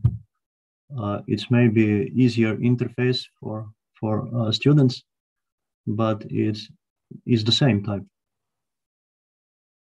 So I don't need to have one of those. I found one little problem. As a student, that web page as a student is very easy, has very few just needed buttons. That's great. But I couldn't change the room. So if in the same presentation, let's say, I create as a lecturer a new room, how the student change the room when he's already in one? Yeah, you're completely right, but this is just this is a mock-up version, so a number of buttons still don't work. They're just here for the user interface, and there will be a button to exit the room on the student's interface, which basically just then deletes the cookie, and then you can choose another room, so you start from the beginning. Okay, great. Do you think that's a good enough solution, or yes, did you have? Okay. I just had to wanted to say that. Yeah. So sorry. For now, you're stuck in this room until the cookie expires. Yes. One question that now you inspired is: do you see any need in the functionality that we have that students can switch between rooms? Yes. Right, the way we thought it should be, you simply go out from the room and go into another one, but and never go back to the first one. Do you think that there are ways of using response that students in the one lecture need to be present in several rooms? So they need to be able to switch between rooms and give answers in different rooms. I don't. We didn't think of it. Maya, I don't think so. I see as a high school teacher that the 1 hour is 45 minutes long. So you switch an hour, let's say, and then you have to go to another room, and if you can't, it's a problem. So yeah, but you don't have to go back to the first room ever. No, but you can't go to another because you are already in one. Yeah, but the session is already active. So yeah, but we thought about there will be a functionality that will enable you to go to another room. But my question is, do you need that your students are simultaneously in the same time present in 2 or more rooms and then switch between rooms? I don't think that should be necessary. Okay. Okay. Jure? What else is crucial about the functionality? Maya, the note is taken, your comment that not only laymen, but it takes time to adjust to switching between screens. Definitely. That's no doubt about it. But basically, this is what you do anyway. For instance, if you use any other tool, you have to switch to the tool, and then you go back to your presentation. Well, except from the ones that you create a presentation in the tool. Yeah. And this is for the beginners, the teachers beginners. This is the very popular thing because I know a lot of teachers that they cannot use two tabs at the same time. But I don't think this is a problem of the project. I like this also that you can put some instant questions and everything. I don't have a problem with this. Yeah, yeah. This is the problem without answer because again, a huge number of teachers are very happy to do things in PowerPoint and don't want to use any other tool and don't want to. Then they say, oh, how can I make an animation in that tool? Oh, I have prepared already, I don't know, something. And then again, these tools change, their licensing policies change, and that's the problem. So again, based on our experience, we are proposing this tool to be very lightweight, very simple, no registration, no downloading application, no updating application, no email registration, nothing. You just go and use it from any device. In any place, you go to zoo, you go to field trip, you can use it just anywhere where internet is. And again, as somebody said, I think Mirko, that the corona has changed so many things. We realized that we didn't realize that students have mobile phones. And they have them for many years, and we didn't use them efficiently in education. So we thought that this should be also our stronghold. We've been trying to do something for like a decade, and our thinking about the functionality of the tool is not ad hoc, but it's a result of our struggling with ourselves because we use tools in every day and the students. What else, Jure, is crucial to discuss about functionality of the tool? For me, there is one interesting question about integrational capabilities. If there should be integrational options, and in which way? So I don't see that. What means integration? Could you give me a very simple example of integration? Okay, like integrating audit in Teams, for example, or in Zoom. So you could create through Teams the question, like the forms I presented before. Or in Maya's way, in PowerPoint. but I don't like that idea. No, I think it's possible to stay outside, because if we are going to complicate, the teachers will get scared of it and they won't use it anyway. I like it this way. That is really simple. There is another thing that we were thinking of, and especially this question, this issue of different types of questions. So basically what we were having in mind right now in functionality is this simple voting mechanism where you can choose the number of buttons from 2 to whatever. And the open-ended, just send me a text, where text can also be a question. You know, you can also ask teacher, and you can ask this anonymously.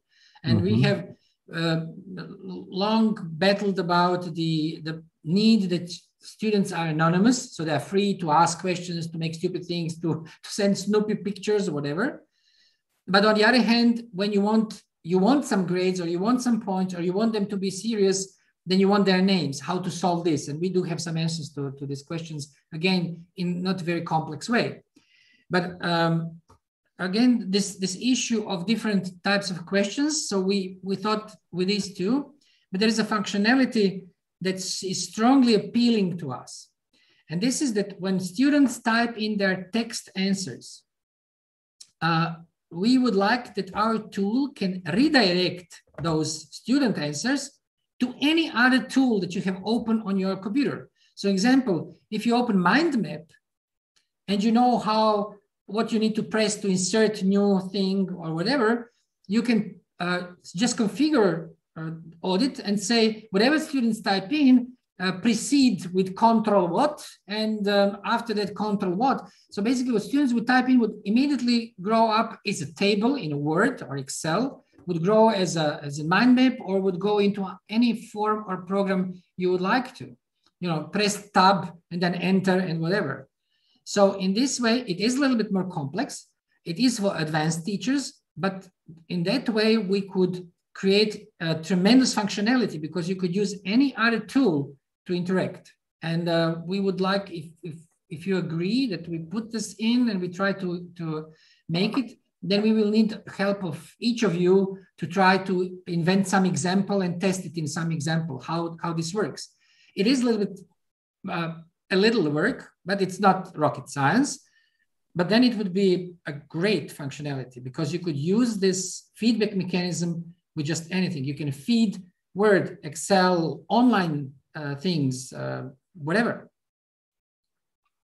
Creativity tools. Yep. Yeah, I like this feature. I also said that this text-to-mind map is a great thing. And the students are also used to it. We use it a lot. And also some word cloud or something like this, that would be great, yes. Yeah, word clouds. I liked what our Estonian friends said about that they rose the question of artificial intelligence. Because one thing that I've been missing so far is how to motivate students to, you ask them, okay, come up with ideas how we can solve something. And the response is weak, not very exciting or inventive. How to motivate them? And there is a way, but we lack technology. One way would be, I'll give you a point for each thing you can think of and no other students has been thinking of. So basically we need to collect their answers and immediately tell, okay, these are the same. And now with languages like ours, unlike English, it's difficult because you have so many versions of a word. So we would need artificial intelligence to judge on this. And now we are struggling to find some feasible solution. But this is one of built-in mechanisms that we might want to have in the tool to stimulate the response. Toward, if you give us awarding people on the number of ideas they create, but also on the uniqueness of ideas they create. We believe this would sometimes stimulate it, because children are less and less motivated to participate in anything. But I may be too old. These are two things that we are thinking of, somehow grading, somehow awarding the number of contributions students give and uniqueness. And any idea you have on this would be more than welcome, because we've been struggling with technology and algorithms, how to do that efficiently. Yeah, and another thing that we, as you already noticed, we thought it's important that you are able to collect the responses and to have a simple but also more complex things like timing. When did somebody respond? How long it took them? The first, the last answer, all answers. We find them very, for instance, sometimes in lecture, you ask them something, they give you a response, and then you challenge. You are trying to shake their confidence and see how their answers change if you shake them. Or the other way, they're not quite sure about the answer, then you are helping them and to see how soon and how many will come to the right solution. So you would like to see all the answers that are coming in between their first and the last answer based on a specific phone or name. So therefore we believe reporting to teacher who wants to explore, who has more advanced teachers who need to, who have this need to dive deeply into interaction with students, how much time they need, how they react, how far have they come, how firm they are in their answer. This might be a handy functionality. So we've been thinking about it. Yura, is there anything else that we think it's important about the, that you've been thinking? You've been working a lot with students and with this, what's your... I think we pretty much included everything already in the specification and the presentation I made. So it's just if there are other comments from other partners.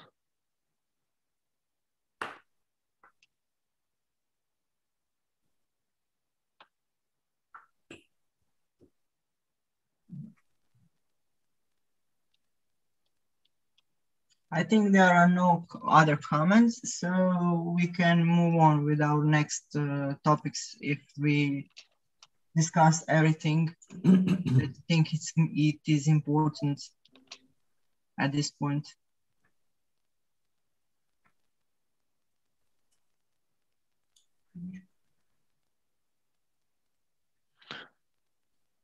Okay, I was recording the meeting. The recorder just stopped for whatever reason, so I've just turned it on again. Yeah, we're a bit behind the schedule. So if there are no more comments on audit functions, then I would conclude this part of the discussion. And after the workshop in the next week, you're going to get a link to the document just once again to check, because soon we're going to start developing, so the programming part of the work. And by that time, we need to have the final list of function specifications. So if anything else comes to your mind, please, you will edit in that. You will add that to the document listing specifications.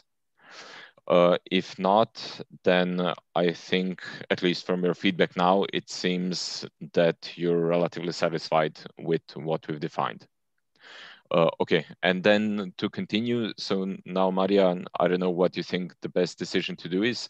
Do you think we continue with the professor's lecture, or should we continue with the discussion directly about user interfaces? Maria, Professor Paula, what do you think?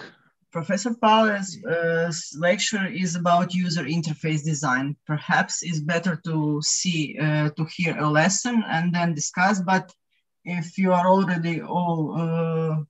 I will be quick. It won't take longer than 3 hours. No problem. For 3 hours, we are here. We are all ears. So, okay. I will try to be quick. Okay. Okay, I will be, let's then, I can't share. I'm not, oh, I can. Okay.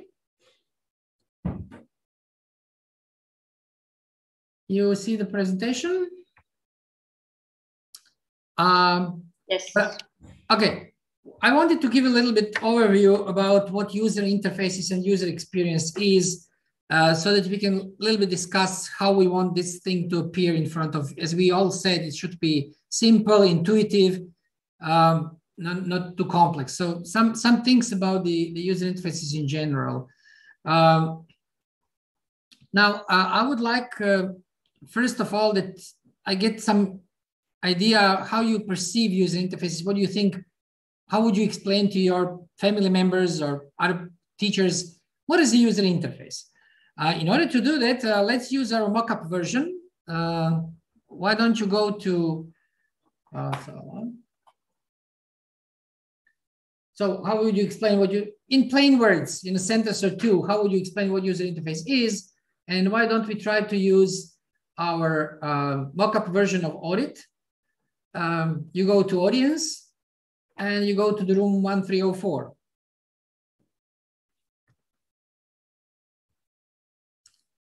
And once you get there, click just any button. Click just any button so I can see you are there. Okay.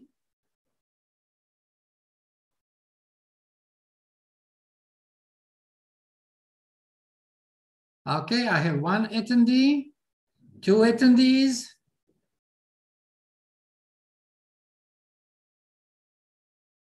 3 attendees,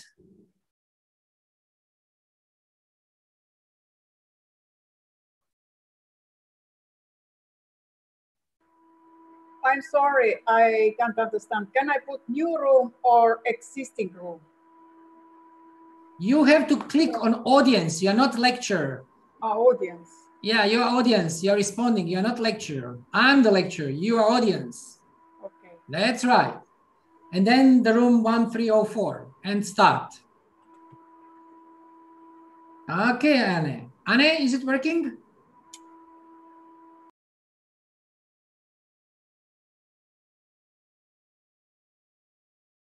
Wow, I have 6 attendees. Anybody has problems? Good. So you go to this white box under the letter D. In white box, you can type any text. So how would you explain what user interface is? And then you press send text.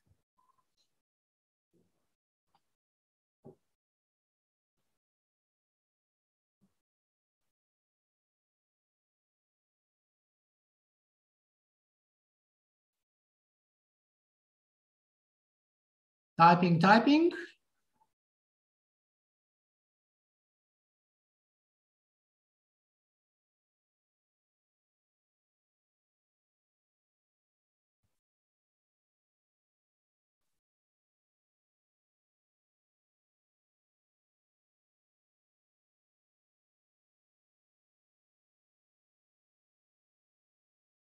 I'm not getting any answers.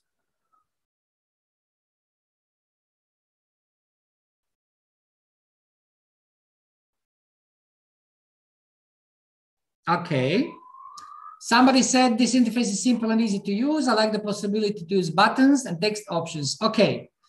But what is user interface to you? How would you tell to your family members, what is user interface in general? What does it mean, this word, user interface? A point between 2 systems, subjects. Sort of communication between human and computer. Okay. What else do you think? How can we explain? What is user interface? What do users see on the screen? Yeah, good. The link between user and computer program. Yes. How I could see the screen.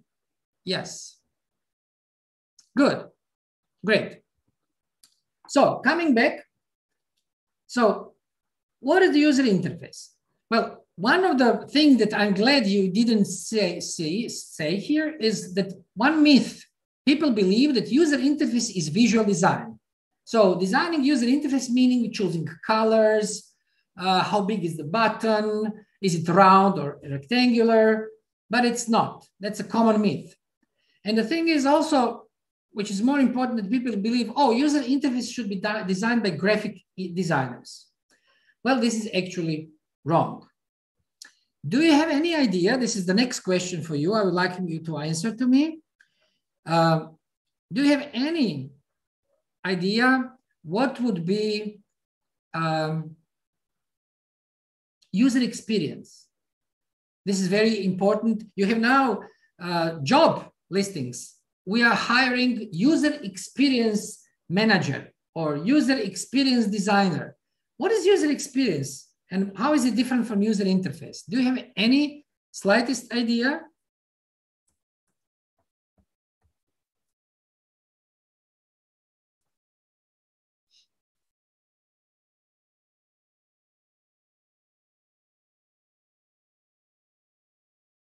Do you have any idea what could be the user experience?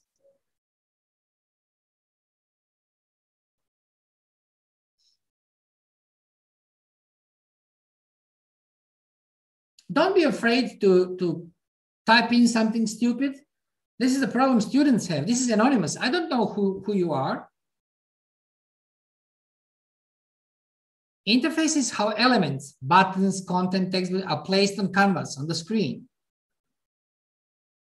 User experience is the way a user feels while using application. Is it easy? Is it hard? Is it intuitional? Great. Intuitive.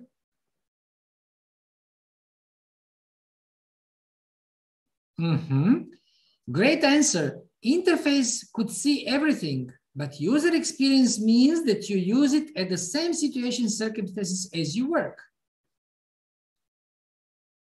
Yes, user experience is how users see and feel interface. Great, great, great answers. Yes, exactly. So if we try to compare these two, user interface and user experience, it will be like this, approximately. It's very soft, it's description, it's not a definition. So users' holistic, complete, integrative experience of a product. It can be a vacuum cleaner, it can be microwave oven, it can be bicycle. Yes, somebody says how users interact with the system or service. Exactly, how we perceive the house, how we perceive the car, how we perceive bicycle or audience response tool. Is it easy or hard, as you said? Is it intuitional? Is it warm or cold, noisy or quiet? How do we, is it complex? Is it complicated? Is it simple? In software particularly, it is, user experience tells us what is the purpose of the software, what I'm doing with this computer program, and how easy I can do what I want to do with it. On the other side, user interface are, as somebody said, elements that we use like buttons, windowses, whatever, elements so that we can use or manage the tool. Switches, WhatsApp knobs in other areas or in software, buttons, scroll bars, whatever. For instance, in real life, colors on the wall are also part of user interface. And in software, it's page and screen organization, navigation, how we do come from one page to another one, buttons, form fields, type ahead, all sorts of tools. So user experience is what you've been telling. It has to be simple. For instance, when we said we don't want people to register, we don't want people to download, to install, this is part of user experience. It's simple. I just go there and click. And the feeling, I'm anonymous. This is also part of the experience. I am anonymous. Nobody knows that I have asked stupid questions, that I don't know English well, that I mistyped, whatever. This is part of user experience. While user interface is, where do we put, how many pages we will have in our tool? Are we going to have a single page tool? Can we put anything on a single page? Are we having more pages? How we go from one to another? What is the purpose of the pages? Do we present something as a slide bar or typing in the exact number or a button? Is it going to multiple choice or is it going to be checkboxes? How do we construct the tools that we use to interact with the tool? It's not a visual design, although visual design is integral part of user interface. but it's rather interaction, as you very nicely said, many of you says, how user interacts with the system or service. How we interact between human and computer. And now we come to a very important concept, which is called cognitive model of the system, of the tool, of what all. Cognitive model. Now let's talk about cognitive model. Now let's speak. Let's use language. Just give me brief ideas. What would be a cognitive model of a car, home, or audience response system? What is a cognitive model? Do you have any idea what this could mean? I think it's a representation that somebody has in its mind. It's usually when we are talking about car or house or everyday thing are the same, although it's not the same if I say house in Africa or in Slovenia, something like this, okay? Yeah, exactly. For instance, being happy or being rich is a cognitive model, is a concept. How we, okay. Anybody else has an idea what a cognitive model could all be? Examples, whatever comes to your mind. It's also some kind of skills. Yes, what kind of skills do we need to do something? Yeah, right.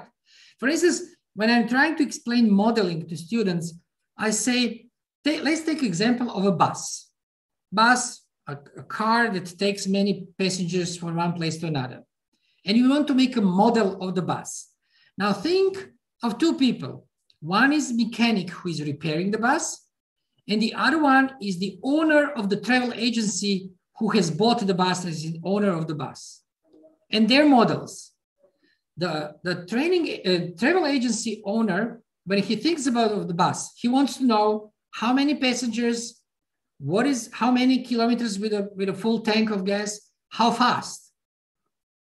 And these are things that construct the cognitive model of a bus. While the mechanic is thinking about the wheels, brakes, engine, doesn't care about the money, the passengers, the distance. So depending on your role, your model of a system completely changes. And this is one thing that's very important. What do we think? How will our teachers perceive conceptually our audience response tool, and how will students? And we have to do it in a way that is natural and intuitive to them. So general questions, general things about cognitive conceptual model. Here you have the example of elevator buttons, how to call the elevator. How do we see the product and device in general? It's abstract view of its structure. What are the parts? Which parts we will have in our voting system? Buttons and boxes to type questions. Do we have anything else? How later in user interface, how do we present them?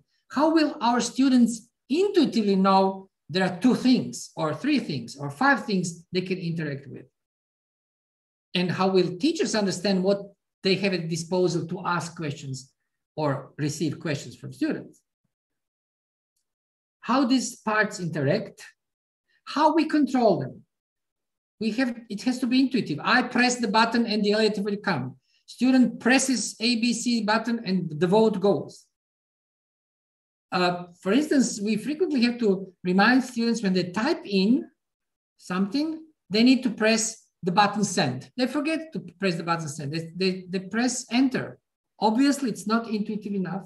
It's not connected with their culture. Then also, how do we know in which state is it? You'll see on the example, next one, how these states are very important. Which processes are going on? For instance, in our audience response, when a student presses the button, he or she should know that this answer has been registered. They need the feedback, your answer has been registered, and you voted this and that way. What's going on in the system? Is this bus coming or not? So let me give you a few examples. For instance, elevator. We all use elevators. First of all, how do I call? How do I want the elevator to come to me? now more frequently, we are used to elevators with 2 buttons or just 1 button, come to me. Now, even more frequently, we get new elevators where there's numbers with floors and you have to press to which floor you want to go. A different concept. Did elevator receive my call or I need to call it repeatedly? Where is the cabin? How far is it? When is it coming? What's going on? The elevator is not coming. What's going on? Is it stuck? Is it collecting other passengers? Is it slowly coming? What's going on? I don't know. I'm just waiting here for 2 minutes and nothing happening. Another example is motorcycle. I don't know if you are familiar with this device, Segway, this standing bike, electrical bike. Now, when you're driving on a motorcycle, the way to speed up is to turn the handle. And if you want to brake, there is a lever, you push, you pull, and you brake. Well, this is the conceptual model. Now, everybody who once used it and wants to go to ride on a motorbike, they intuitively know what to do. They want to turn the handle to speed up. Well, on Segway, although you do have the handle, you don't use it. If you want to go forward, you simply lean forward. Your body goes front and the vehicle starts going. On a motorcycle, if you want to stop, you know that you need some kind of a lever. You pull it and you brake. On Segway, you just lean back. You just go back. Completely different conceptual model of how we use the device and then the interface built in it. And final example is thermostat. It's a famous example from many books. Now, I want to see your hands, please. I don't see you.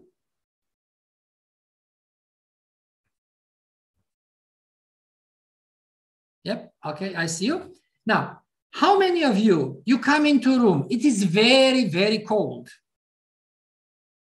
How many of you, seeing such thermostat on the wall, you turn it all the way to the end, to the maximum, in order to heat faster? How many of you do this? I don't see pictures of Maya and Estonian friends. They're hiding from me. You don't do this. Great, because you know how thermostat works. Because is it the speed of cooling and heating? Or is it just the point when the system turns on and turns off? This is the concept. Understanding how things works. Understanding what will happen if I put it to the maximum. Nothing, it won't heat faster or cool faster. It will cool and heat with the same speed and then switch off when it comes to the same set point. So these are my attempts to explain you how cognitive model is important. How do we understand what's going on with the elevator? How do we understand we control a vehicle? Or how do we understand what's going on behind the thermostat, what's going on in the system that heats or cools our rooms? Understanding, having the concept, the idea, how it works. Simplified, models are always simplifications, but accurate for the purpose we want to use it for. Now, can you remember that you had a problem that you couldn't use something because you had a problem with cognitive model? I'll give you an unusual example, which also has something to do with the culture, because the system is very abstract. When I first time went to United States and I was renting a car, everything was okay until I had to buy insurance. And the lady that was selling me the thing and we couldn't understand each other. The reason was, in Croatia, when you buy car insurance, you are insuring the car. Whoever drives the car, anybody can drive the car is insured. In United States, when you buy insurance, you are making insurance for the driver. So whichever car I'm driving, I'm insured. While If somebody else is driving my car, it's not insured unless the person is insured. So these are two conceptual models. And we didn't know that there are possible two conceptual models. She thought her model is the only possible. I thought my model is the only possible. We didn't think of other possibility. So we wanted to communicate, we didn't understand each other. It's also a conceptual model of insuring traffic. Do you have any examples where you had problems understanding how to use something because then you understood that your model of the thing is wrong? Can you think of any example? Mirko is scratching his head. He's thinking hard.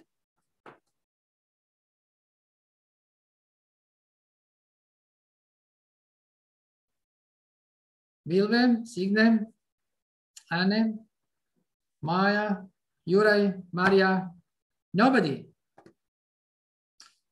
Okay. Interesting question to think about, and I'm sure that you will sooner or later figure out one of your examples by yourselves. At the end, I will give you the reference to literature. Dan Norman wrote a book that initially was called Psychopathology of Design of Everyday Things. Now it's only called Design of Everyday Things. And he says, if an item for everyday's use needs a user manual to operate it, it only means it was not properly designed. So if a door needs a user manual, there is a problem with designing a door. And we are short on time, so I won't be showing the video, a very funny one, where you can see that a robber comes into the bank, robs the bank, and wants to go out, but he cannot open the door. And he's banging the door, he's hitting the door, he cannot get out. And then he gives up and waits for police to come. And then an old lady comes into the bank and enters the bank. This is the reason, because he was thinking that the door opens out, but the door was opening in. And he was so excited that he didn't think to try to pull the door. He was pushing the door because his model was pushing the door. Interesting video to watch, funny one. Now there are only three things that I want to talk about user interface designs. It all comes from Don Norman's book, which I find to be one of the Bibles of thinking about designing user interfaces. One is affordance. One concept is affordance. What is this thing good for? For instance, if you're thinking about blank wall, freshly painted wall of a building, what usually happens with this wall in a city, at least in Croatia? Maybe in Slovenia and Estonia, you're more cultivated. What young people with spray cans, with paint and spray do with clean wall? Anybody? Graffiti. They paint graffitis. Why? Because it's great. It's affordable. Affordance of this wall is calling for something to be written or painted or drawn on it. We don't like it. We hate it. We think it's crime, but it's affordable. It's there. So affordance means its suitability of some surface or material or construction or whatever position on something to do something on it. We have graffitis. This property gives us intuitive hint. What is it all about? Even before we figure out, we think what actually designer of this thing wanted us to do with it. It's intuitive. That's the point. So it's suitability of something to use it, to write, to sit, to hold. Have you seen kids sitting on the window and parents freaking out because the kid might fall out? But the shelf is broad, the window is to be looked out, and it's natural for kids to climb on the window. And we are all very scared. But the window shelf has affordance of sitting on it or putting things on it. Or have you ever seen somebody to put a cup of coffee on a laptop, on a closed laptop, and the owner is freaking out? Because it's a nice, flat, hard surface, ideal to put your cup of coffee on. It's affordance, it's affordable. And because designers don't think about users' need and users' imagination, sometimes people misuse the product. They draw graffitis, they sit on a window, they put coffee on a computer, or do any other thing that we don't like them to do, because this is intuitive to users. And this is something we need to think very well. For instance, our students simply have copy-pasted Snoopy in a text box because it's just fun. It made everybody laugh, and it's affordable. You can do it. It's calling you to type in something funny into it or draw. When users want to use something, then Norman divides this into 7 phases. First, we define a goal, what I want to do. Then I'm planning, oh, I'm going to open the door. Oh, I'm going to pose a question. Then I will invite students to press the button, and then we will watch the results, and then we will discuss them. So I'm planning what needs to be done. I'm specifying this into specific steps, and then I do it. And once I have pressed the button to call the elevator, once I've instructed students to vote, once I did it, I'm then perceiving, I'm observing what's going on. And when I see what's going on, I try to find the meaning. I try to interpret what has actually happened. And then I compare it with my goal. Did students answer the questions?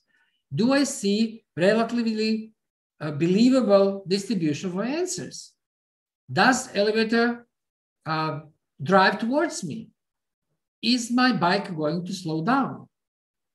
I'm comparing what's going on, what I perceive, what I interpreted with my goal. When you are riding a bike and you brake, you observe what's going on, interpret, am I going to stop? And then compare, is it going to be in the right place to stop, or am I going to be thrown out the bike? This all happens most of the time subconsciously. We don't so analytically think about it. We don't think, oh, I'm going to open the door of my apartment and let's go through 7 steps. We do this very automatically, intuitively, but all these steps are happening. In this process, we need something called signifiers. Signifiers are things that are signaling to us which action, where we can take. Press the button here, increase the volume of the music, put the money in here, or take the coffee out here. So signifiers are telling us what can we do where in order to do what we want to do. They also are signaling the state. Is the elevator stopped? Is it coming towards us or going again from us? Has the coffee been finished? Is the water boiling? Like this example, when will the green light come on? Is it turned on or off? Is it operational or broken or in standby mode? So what is the state of the system? For instance, in audience response, we realized when we invite audience of 250 students to vote, we would like to know, have they done it or not? Can I continue with my lecture or not? Can I interpret results or not? So I need a signalizer, I need a signifier to tell me how many students of those registered in this room have completed their voting. We realized this is something we need very much. And how many people are registered in the room? I can estimate there are 250, but only 50 have registered. There is a problem. Somebody has a problem. And finally, signifiers are signaling us how to change something, how to turn on and off, how to increase, decrease, in a coarse way, fine way, exact or approximate. I don't know if you recall these old music devices, and they had the volume, the loudness control. Now, what would you say if it's this linear one that moves from right to left? You probably have seen them mounted also vertically. So you move them up and down. What would you say, which of them is more intuitive, the horizontal one or the vertical one? Intuitively knowing what means louder and quieter, what means more and less. Give me your answers. I would like to hear your voices. Probably the vertical one. Why? because it's connected to language, so it's higher volume, and then if something is higher up, it's higher. Okay. Any other idea or explanation? Higher is louder. Lower is not louder. Why? Because higher means the taller. The taller is something more, not something less. Somehow from our culture, intuitively we believe that something higher is more than something lower. Whereas if you have this horizontal, left and right. Well, there is a logic to it, because we always read from left to right and we start at the lower point usually. So it's from lower to the higher, like the reading and writing. Great. Maya has different opinion. She says it's better to have it horizontal because we start with a very quiet sound on the left and then move it as we write to the right where it's more. Another logic, another type of intuition. So which one is better to use? You see how culturally this is different. What would be the culture that writes from the right, is writing from right to left, Maya? Yes, that's absolutely true. Yeah, they would have a problem. Yeah. So it's cultural thing. It depends on other things we know. It's not that simple to answer which one is better. So one thing is affordance, what this thing is good for. Another thing is signifier, telling us which action or where we can take, what is the state, and how we can change something. How can we interact? And finally, the third thing is mapping. What is mapping? Mapping is controls have to be intuitively mapped to activities and desired effect. And here we have the crucial thing called feedback. If you know your keyboards on a laptop, you want them to either click when you press them or to have tactile. You have to feel that something has happened. If they are completely soft, you don't know if you press them or not. The screen buttons, if you press something on the screen, you want it to beep, change the color, or something to happen that you know that you have actually pressed the button. So we need this feedback to know that the command has been received, right? Sorry. Then causality. What is activating what? What happens before what? If I do this, then that will happen. We need to understand this. This is also to be intuitive. Timeliness. If you press the button to call the elevator and nothing happens, nothing's going on, no signifier, you will probably press it once again and again and again. And then you press not only the up button, but also down button. You'll press any button available for something to happen because nothing's going on. And mapping has to be very intuitive, unobtrusive, and prioritize. When I do this, this is more important than doing that. For instance, remember when you use software and you gave command and you want to cancel. Something starts happening on your screen and you want to stop it. So the commands should be in such a way that they have priority. And you should be aware of priority. Okay, if I press escape key, everything will stop. If I press Control-C, everything will stop. If I turn off the computer, everything will stop. You have to have this feeling, understanding, concept, and mapping. These are three most important things. Affordance, signifiers, and mapping. And finally, what we have in user interface is this action-reaction alignment. What we do depends on our goal, on what's going on, events, and the data we have. This is what controls what I will be doing in a specific moment of time. Now, the system is responding to what I do. And from this response, I'm concluding about the cause and consequence. You're probably all aware how difficult it is to make a diagnosis of a problem. For instance, I will tell you my problem right now. My neighbor, who is living a floor lower than mine, complains that their wall and the ceiling is wet in the bathroom. Water is leaking from my bathroom. Now I have 4 devices in the bathroom. I have a shower, I have a toilet, I have a bidet, and I have a wash sink. And we try to figure out which one is leaking. But the problem is when you let the water flow, the leaking shows only next day in my neighbor's apartment. And then you have to wait for several days to dry.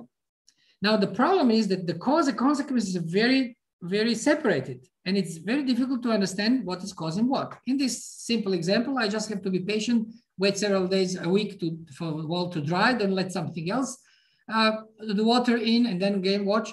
But what if there are several things happening?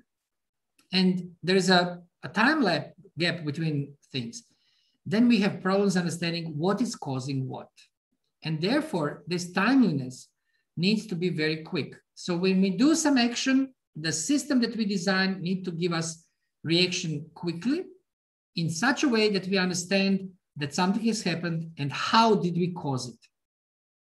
That's very important. Because this delay causes us to believe, us users believe that we didn't issue the command, we repeat the command, and then we have to design it. What if a user presses the button several times? For instance, a letter on the keyboard. Are we going to present just one letter or all the letters he has pushed? What do we do? Or we cancel. First time you press, it's on. Next time you press, it's off. Another example from my life, I have motorized doors from a car on the fence of my house. And there is a remote control button. The way it's designed is when you press it once, it starts opening. When you press it next time, it stops. When you press it third time, it starts closing. And when you press it fourth time, it stops. So it's kind of complicated to use it, especially if you, for instance, can't see the door. Because if you hold the button too long, then it receives, it says 2 clicks. And now figure out what's going on. If you are far away, you want to open the door before you come there, you don't know what's going on. Did you open it? Did you not? If you're going away, you don't know if you closed it or not. And there is no way for you remotely to understand in which state is your door. Is it closed? Is it open? Is it closing? Is it opening? Because one press of a button changes the previous behavior. And this is what we have to carefully design. Do we ignore multiple pressures until the command is executed? Or we are canceling, or we are moving to another state, or we are accumulating these pressings. So it's very important to think about things and to design it carefully. We need to design all these things. And final thing is accessibility. The final thing in user interfaces is accessibility. Visual. How bright is things on the screen? Shades, contrast, colors, interface from the environment, you know, a light from the environment or darkness in the environment or flickering of some flashes. Auditory, intensity of some sounds that we produce with our application, frequency, how often it happens, the pitch of the sound, how to different, for instance, you know that Windows have various sounds, beepity beep or beepity beep. So whether it's the sound is rising or falling, we get a different message. Can we distinguish this? Is this different enough that we can realize it? The loudness, can we really make a difference? And again, then noises and interference from the environment. These are all things that we have to think of when we design the interface. Can our audience response system produce sounds? When students press, should we make a sound on their mobile phone? Now think of 250 students in the classroom, or you're 30 in a classroom. When I press as a teacher something, should there be a sound? When their responses are coming, should there be a sound? What kind of a sound? Etc. Tactile. Think of other types of devices, not software which has only screen or smartphone with screen. Although now we have smartphones which give you tactile feedback when you press buttons. What if you have to use your hands to manipulate? and your finger is injured. You don't feel anything or you can't move it. What if it's extremely cold or hot where you work, or humid or dirty? What do you have to wear gloves? How will you use the system? And if you manipulate something, can you do this with one hand? For instance, modern mobile phones are so big that I cannot type with just one hand. My hand is too small. I'm trying to find small smartphones, not with bigger screens, because I want to be able to use it with one hand. Can we open the door with one hand? What we have if I'm carrying a lot of things? Can we open the doors without hands? How many fingers we need to do something? How big are our fingers and hand? And the same thing for legs and feet. Can we use things? When you think of a modern car, if you have friends or family members who are higher than 2 meters, you ask them how they feel in most of the cars. It's very difficult for them to feel comfortable and able to drive. If you have very short people, like 150 centimeters, ask them how is it for them to drive cars. Most of modern cars are just for average people. They're not adjusted for very short or very tall people. And the car is the most widely used device, but they don't provide easy adjustments in cars for these extreme heights of people. So these are all things that we have to think of regarding accessibility. What if people don't see well, don't hear well, have problems in their hands, fingers, or whatever? This is all that we need to think of in our design of our system. So I tried to make a brief presentation of various aspects of user interfaces, but also the user experience, the conceptual understanding, so that our thing, as Don Norman said, don't need user manual. We would like that our tool does not need user manual, that it's intuitive, easy to use, because then it will be probably used. If it's complex, as Maya and others said, people simply won't be willing to use it.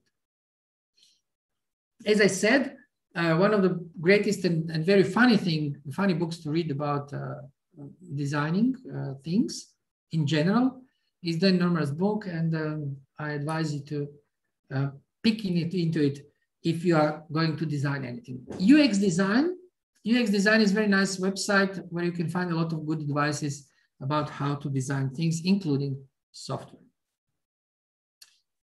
That's the short overview. And now I'm handing over my screen. Of course, you can ask any questions you have right now. And then the final step today is to discuss some specific things we want to have to take into account while designing user interface for our audit tool.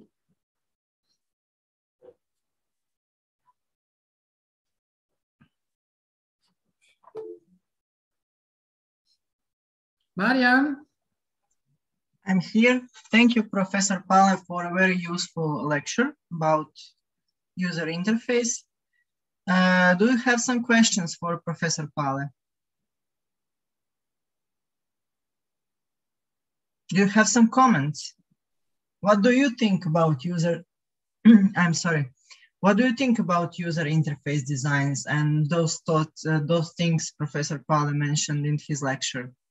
I think the lecture was quite clear and very specific. Maybe a thought I never think about that. I have a student with daltonism. He can't see color from color. So when using Kahoot, it's quite complicated thing for him. And I never thought why are there triangle and square and circle in those colored blocks? But I think it's for the people that have the similar problems like him. But I never thought about it before.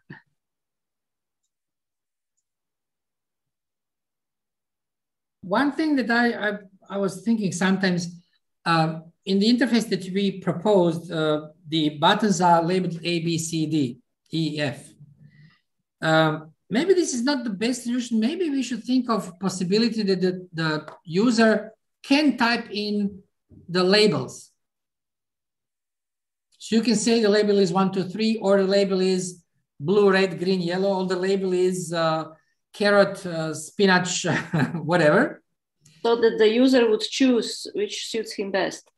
Yes, for a specific reason. And also that you can, or you just can say, oh, it won't be A, B, C, D, because when I shout in a field, please vote B for Peter, B and D, you don't know what he meant. Because sometimes you can give options by voice somewhere in the nature.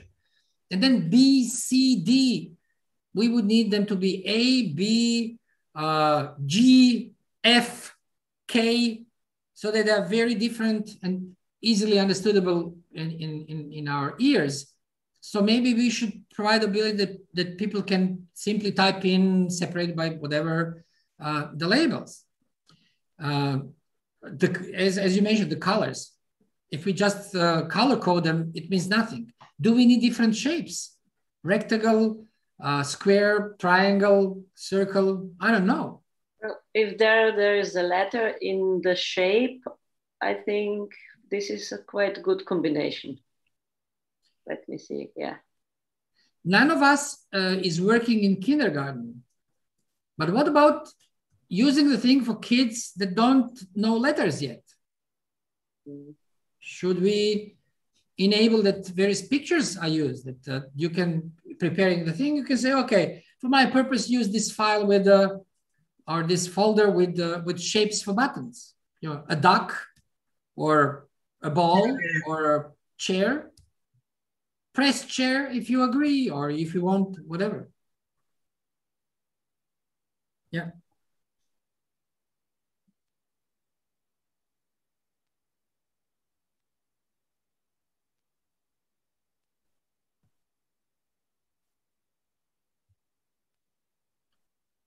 Any other comment?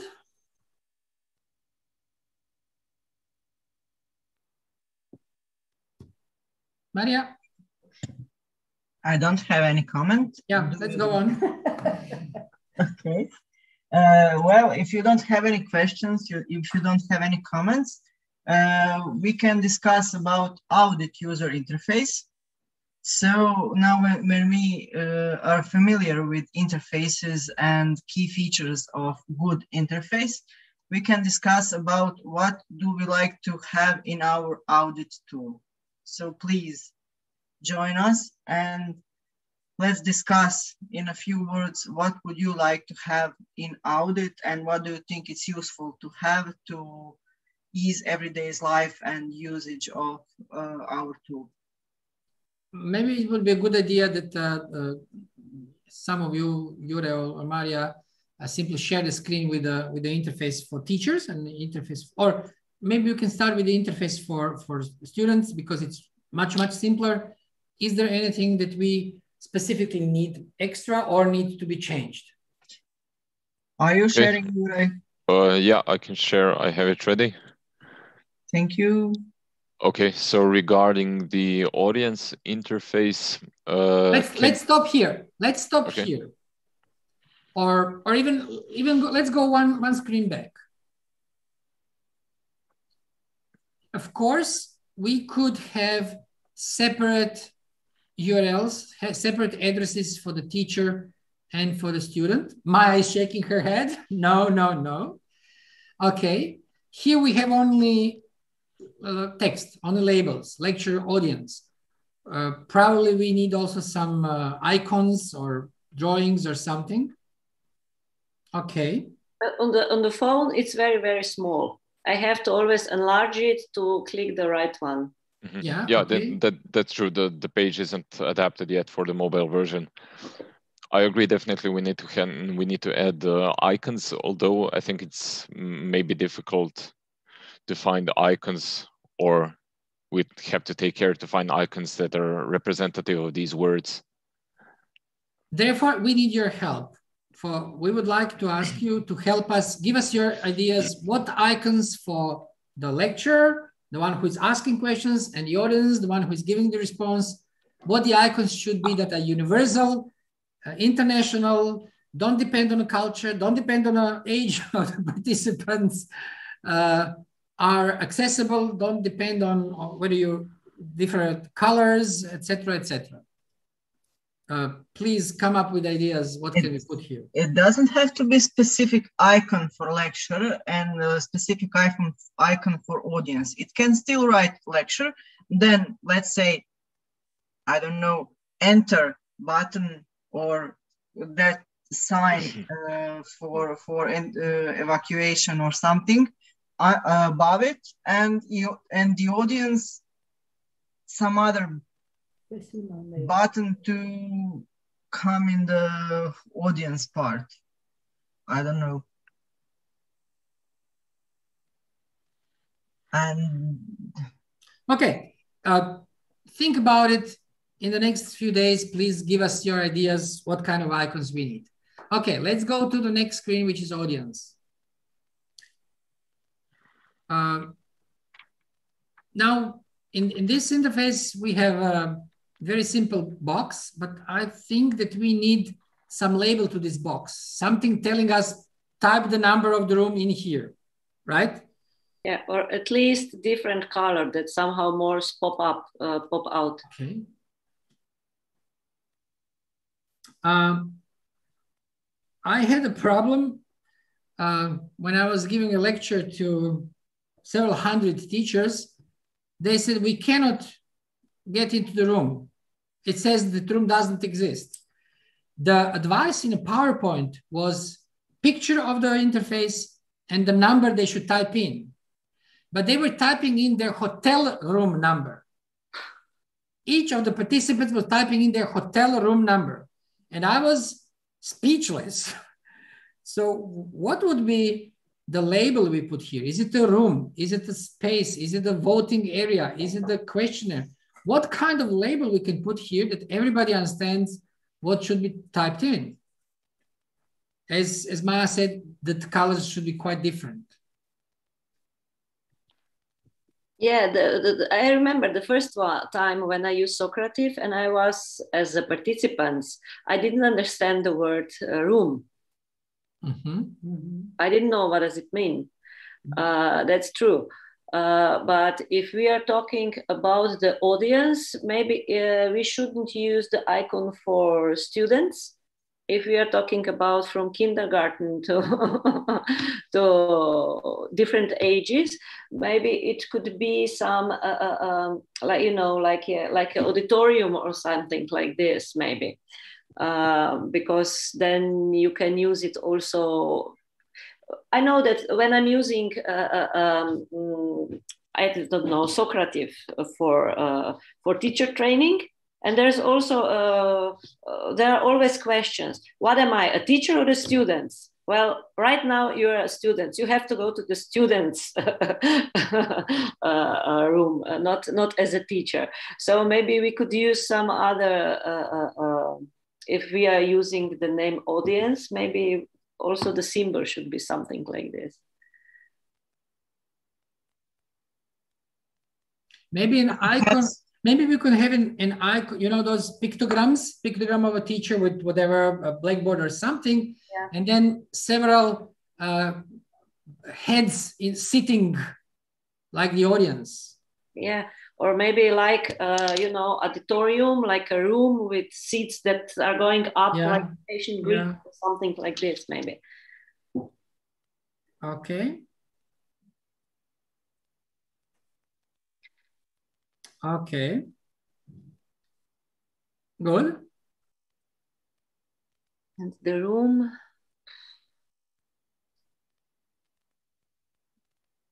We don't have to have a room ID. We could have team ID. It's quite easy to not get in a trap to enter your hotel room ID. How about lecture ID? Okay, lecture ID. Yeah. Although in Anglo-Saxon or some other universities, you know, my course has its ID. So they will be entering the ID of my course, not the one that I gave them just now. And also, if you are talking about primary or secondary school, the lecture, I don't know how it would be translated.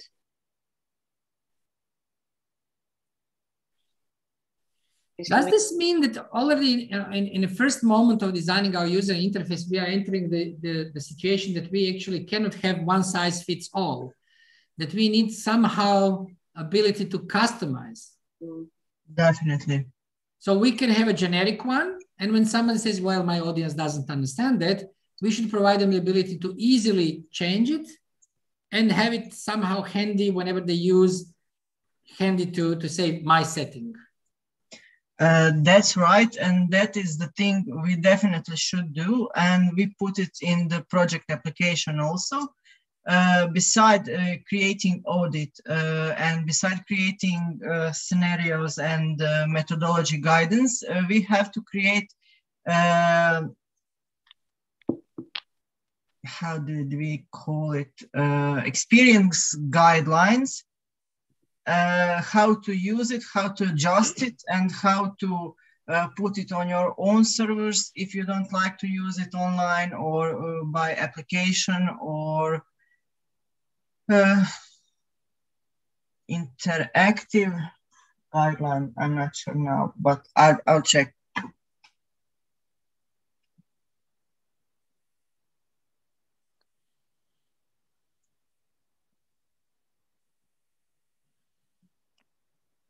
But we still have languages, and we're going to have support for different languages. So from the technical perspective, with this, we can include whatever we call it, like simple Croatian or elementary school or high school or university. Mm-hmm. That's a great idea. Okay.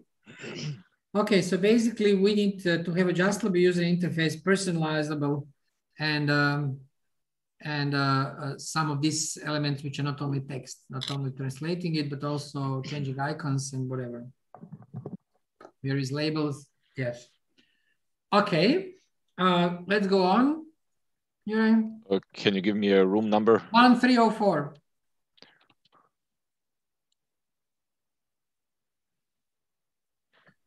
Now, we already mentioned that we might have different labels, colors, and shapes. Okay. What I see in practice is this white box. I often get a question where to type my answer in. So we obviously need something within the box or around the box that says type the text here.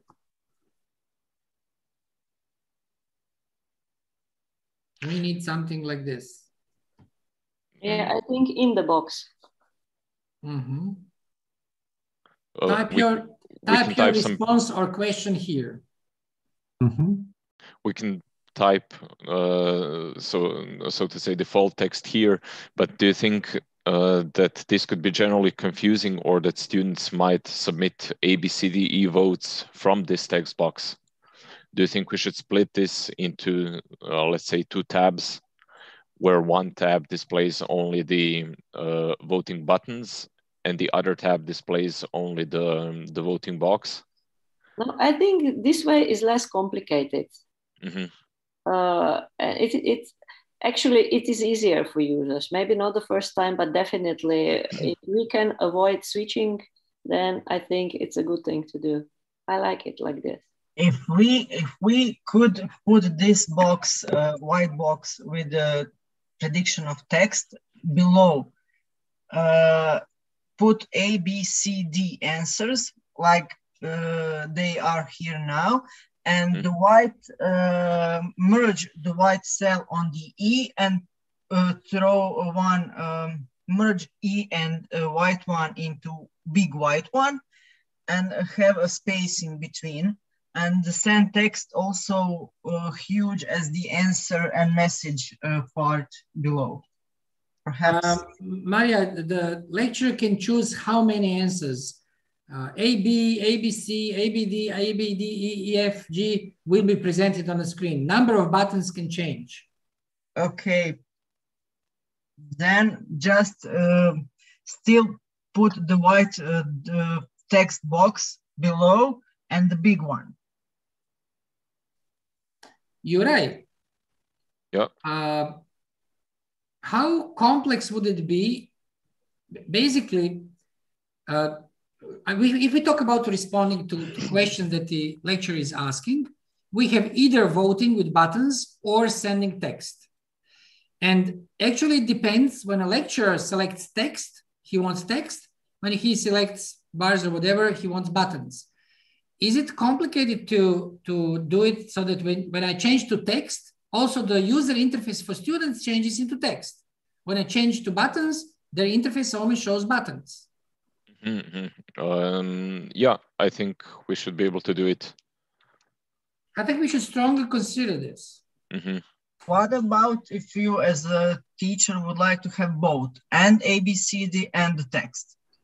But not in the same question, probably. Yeah, or at least not at the same time. Yeah. Or in the same lection. Let's say, for example, when Maya asked about 19th century Slovenian history, correct answer, the year was A, 1880, let's say, for example, ABCD, and then write what happened with, I don't know, president for that year. Yeah, but I would do it as the second question. As the second question, yeah. Yeah, and for the second question, if I click a button in my interface, it's a great idea. So the interface for the students would change probably, yeah? Okay. Yeah, the only reason to have a text box is because we wanted to have ability that students can ask questions anytime, so that they spontaneously ask questions. But the more we discuss and I think about it, we need to do it somehow separately.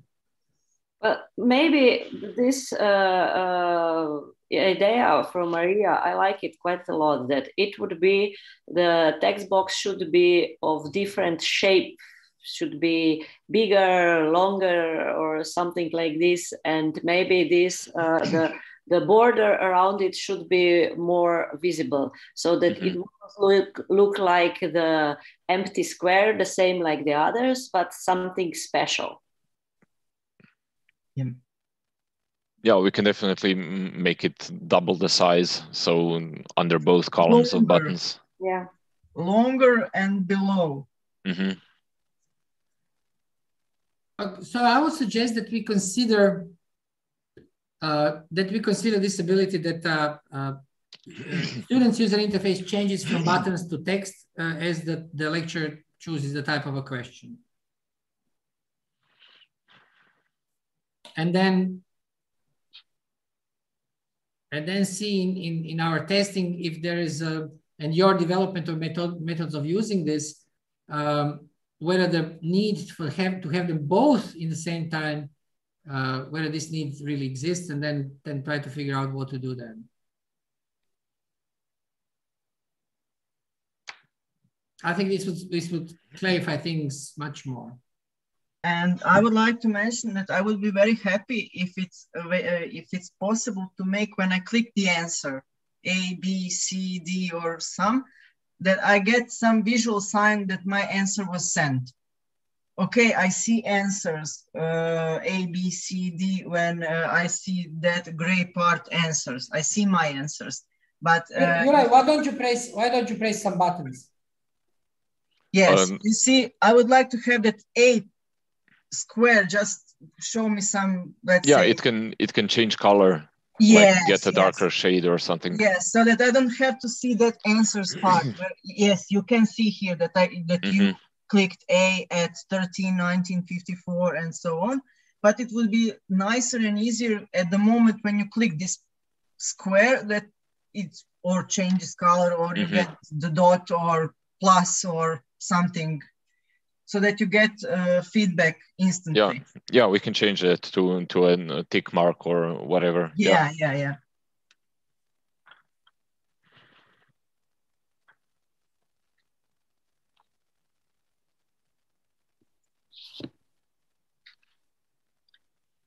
Or maybe it would help if the ABCD squares shouldn't be squares, but some ovals or something like this. So that would definitely be very different from the text box.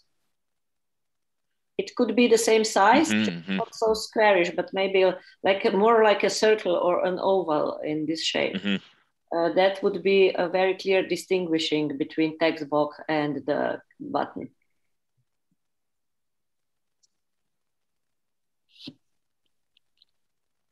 Yeah, because I'm looking at this interface on the my phone, and I think it will work fine. The bigger text from the both columns and somehow more rounded buttons. If this is not a problem. Yeah, I mean, technically it works if they're round. Yeah, users might perceive, so making the area round is going to remove the edges, so the users might perceive them as smaller, although technically they're going to be responsive. Yeah, we can try that. Because they are not too small, even on the phone, they are big enough right now. I would also like to have just above the boxes, answers and messages, above them, I would like some kind of a separator and the text, your activity in room 1304. And then below is my answers, my messages. And maybe students can only see partial past text they sent. If texts are longer and they have some meaningful content, it would be useful to see full text later for maybe, I don't know, possible conversation with lecturer. Okay, so to get full textual answers on the interface below. Yes. Before, when I was typing, later I wanted to reread my text. And your good thoughts. Okay. Anything else that we can think of in designing this interface for students? I really liked it. It's very simple, and it should be as simple as possible. Quite straightforward. Because again, we can think of if you're using it in a field, somewhere you go with students in a field, and there is a bright sun, they can't read the screen. The buttons have to be big, simple. They cannot read the screen because there is a bright sun. So it has to be very simple. If it's cold, they have to be able to do it with their cold hands, etc., etc. So we cannot complicate too much here. Between the buttons and the text box, maybe there could be one separator with or sign. Or, yes. Or. I thought so. You press a button or you type a text.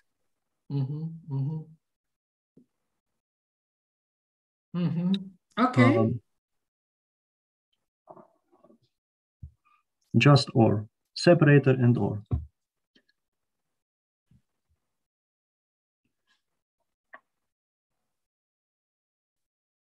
Okay.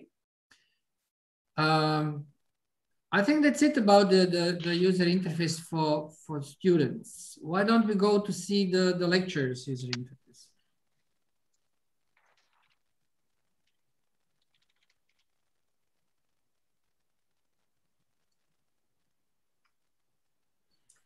Now, the thing here, we have a new room and existing room. Like Signal, who was it? Wilbur asked which one you would choose. Now, we wanted to, so that you are able to come back to the room for whatever reason is. Your computer crashed or you want to continue from one lecture to another one to stay in the same room to accumulate results, whatever. So we wanted to make it possible to go to the existing room, but then you have to somehow to be authorized and be able to access it. New room is simple. So when we go to new room, you can use it anonymously, just one single shot. You won't look at the results. You don't care about anything. So it's very quick, just click it. Or you can type in some kind of identifier. Basically, here says email. You can put email, but you can put any kind of whatever text, you know, the name of the lecture, your name, password, whatever. That will be unique for you, and later you can be identified by this if you want to reuse the room. So let's type in something.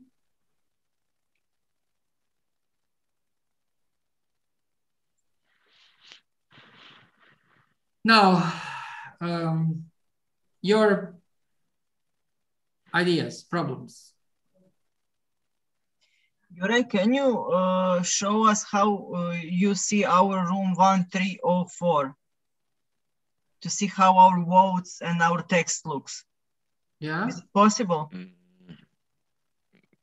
You want me to log in as a lecturer to room 1304?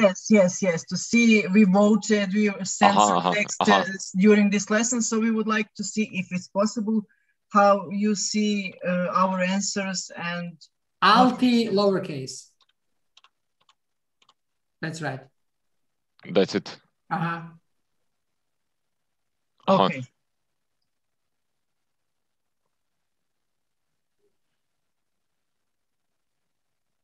One of the vital questions about the functionality and interface I have to all of you is, what do you think? How important is it that you go back?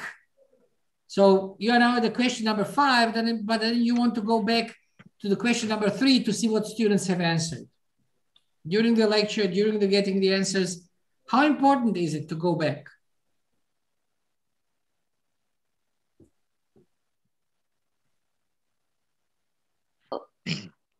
It could be a nice feature, not really, I wouldn't say it's maybe necessary, but it would be nice sometimes to go back, especially when students are asking questions, to go back after the additional explanations maybe, and then to go back to see if now everything is clear. But in the past 5 years, I needed this like 3 to 5 times. Yeah. Very, very rarely, but I didn't need it that time. Okay, I managed, I found a way around, but. Yeah, like I said, it's a nice feature, not necessarily needed, but would be nice to have it.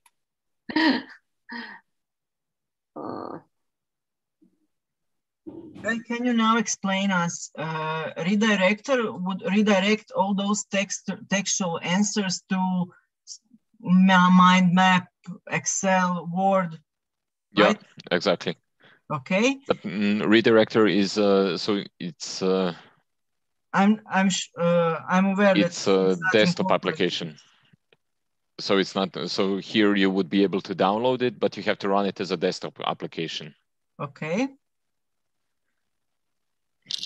I install it as my desktop application and redirect those textual answers to, for example, mind map, right? Yeah, you don't have to install it, but you have to run it. It's an executable file. Okay. When I see this question parameters, accept votes on, answers 5. What does it mean 5? The number of answers that students can choose from. Buttons. I think it should be buttons. Instead of answers, buttons. How many buttons will students have on their screen? Those are the A, B, C, D, E parts. Yeah. That's right. Thank you. Okay, then buttons. Next question is if that would be the part when you said you will try to put on tabs, right? On one tab, text numbers, next question, A, B, C, D, right? Then next question.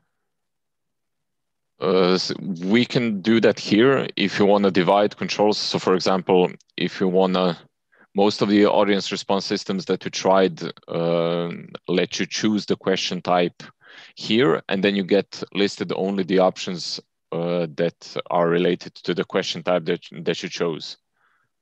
Okay. So here we have all the options together. So you have both vote and both chart. You have options both for textual questions. So you can choose the text here, and then you will be able to get the first or the last textual vote, or you can choose bar and pie for multiple choice questions. So here we have all the options together, although we could divide them so that if you choose that your question is textual, then you only have here options for textual questions. If you choose here that your question is multiple choice, then you only have options here for the multiple choice question. Because in this view, you actually have to know which options are related to each of the question types. Yeah, I think this should be changed. We should have here the selection, what type of question you have, and then the things should change.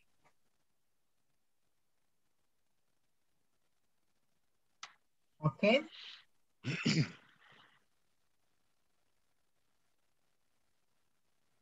No, the problem is we don't want to crowd the screen with too many buttons.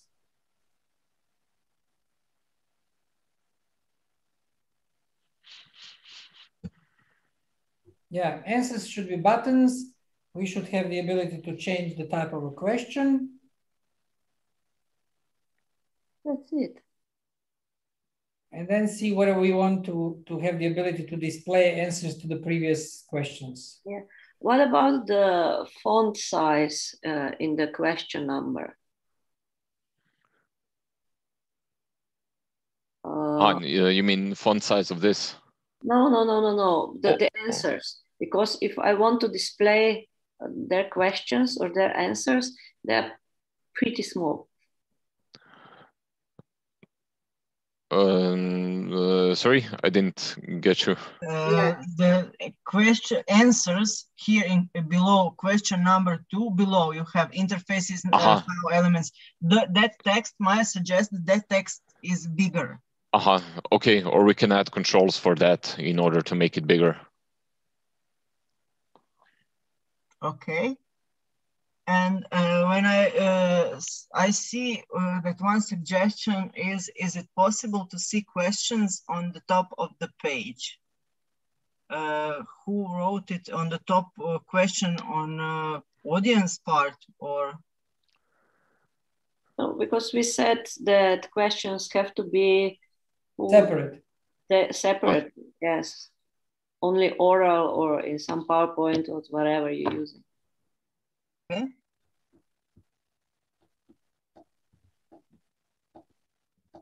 Okay, as I see, Juraj, you and your team have a very big task to do for our next meeting. Yeah. I see some with buttons, maybe answer. Sorry? If you give us a question, maybe we would respond with buttons to see the charts. To see the charts here. Yeah. I see you already submitted some. Yeah, of course. Okay, I'm sending some. Yeah. Nice. Yeah. It refreshes instantly. Yeah, it's this display control, so I can switch it off. Oh yeah, this is the functionality. For instance, we thought that sometimes you want to present the screen to the students so that they see how their answers were, but you don't want them to see it while they are voting. So the refreshing, we made it so that it can be manually refreshed from time to time or automatically, or not refreshed at all, so that you can control who sees what. Yeah, I think we should also add a button here to hide the chart, because once it's activated, so I can stop auto refreshing, but it's still visible here. What happens if now you click the text on the, you go to the previous questions. It's in this version, it's the same question number, so you can submit either a text vote or an ABCDE vote. Okay. So you can submit both for a question. Now we can keep this or we can change it. No, I think it's nice because if you switch to text, then you can see the questions from your students. Mm-hmm.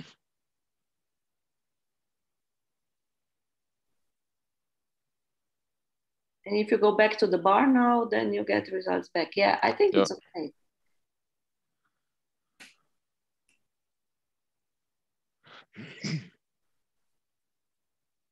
But this stop sharing button would be nice. Yes, that's true.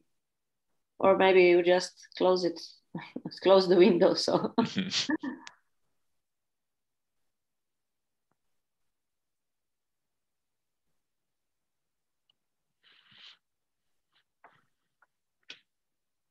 Okay, any other comments? Wait. I sent some text. Can you show me text bar, please? Okay, in between, maybe just if you are talking about colors, this red is a great color, but if the letters are in black, it's quite hard to see what is written. Green and black works perfectly, maybe a more light color, not so dark, it will be easier to read what is written. Although I like this kind of red.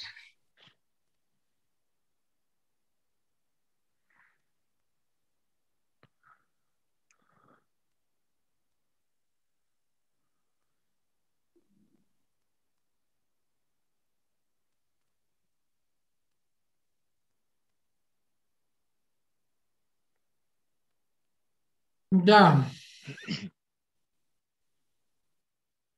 I'm thinking, since I can download the results, is it really necessary to go back to the previous sessions? But what if you forget to download the results or you think you won't needed it, or Maya, was your question, Maya, was your question going to previous session or question? Oh, session, question. We were talking about questions before. Yeah. Okay. To go to previous question, well, the need I had was we were discussing something and then I wanted to go after 15 minutes to go back to the question number 2 to rediscuss it again and see how they answer. You see how you answered then? Yeah. What do you think now? Yeah, see this would be nice. This would be nice. Yeah. And I think they'll go back to the previous questions. If I start my lessons, I set with my students goals. And I think sometimes maybe the half of lessons, on the end of lessons, I must go back to our goals and look over these. That I mean, it's important to this possibility to go back to the previous questions. Yeah. Okay. Okay, we'll do previous questions. Yes. One thing to note, we already talked a little bit about this first answer, last answer, all answers. The point is that the system is receiving them all and recording them all, and you in various types of downloads you get. We have a envisioned simple download of simple view of what they voted, a little bit more complex or complete what we have recorded. So the first, the last, and all is only what you show on the screen at that moment. So you record all. If I'm pressing 5 buttons, they will be all recorded. But on the screen, you can present only the first votes, the last votes, or all of them. But then in downloading, you can choose what you want to see. So we don't lose any information. We store everything. Every press of a button we store. Can you stop voting or close it for some period of time? Yes. Yeah, I think that even works. Okay, yeah, sorry. Because, you know, if you have times of, you can do all kinds of analysis. You can analyze things on a student who is always answering first, who is always answering last. Is there any causality? You know, the student A always votes after student B immediately, or whatever. You can play with. No, it's big data. You can play with all this information, whatever you want to do. I have a question. If I want to vote by my name, it's obvious. If I want to be anonymous, just put text in the text box, say blah, blah, and send text.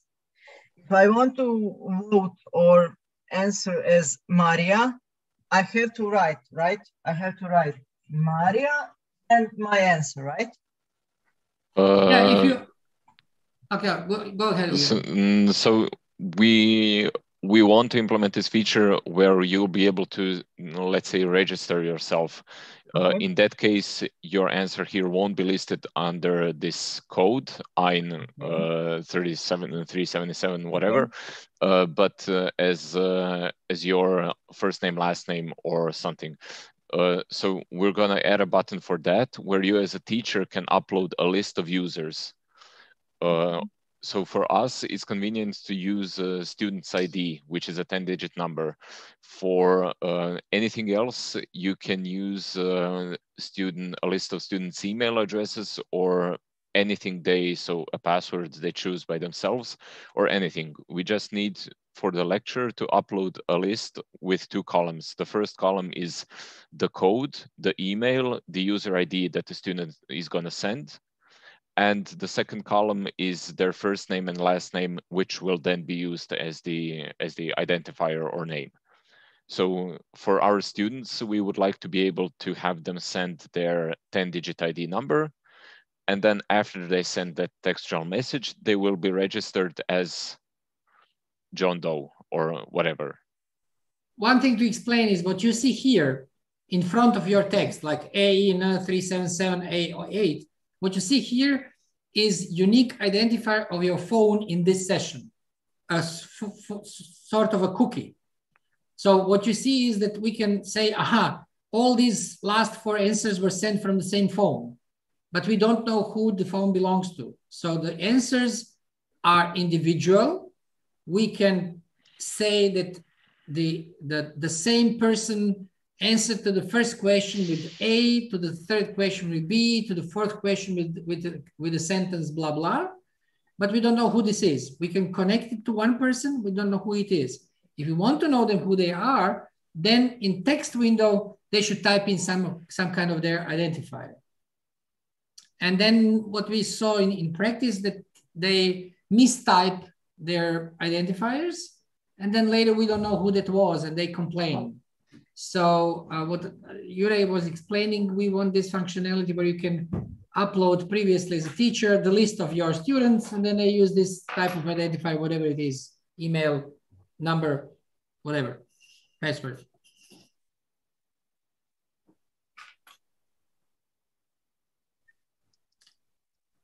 Okay, any other issues and ideas?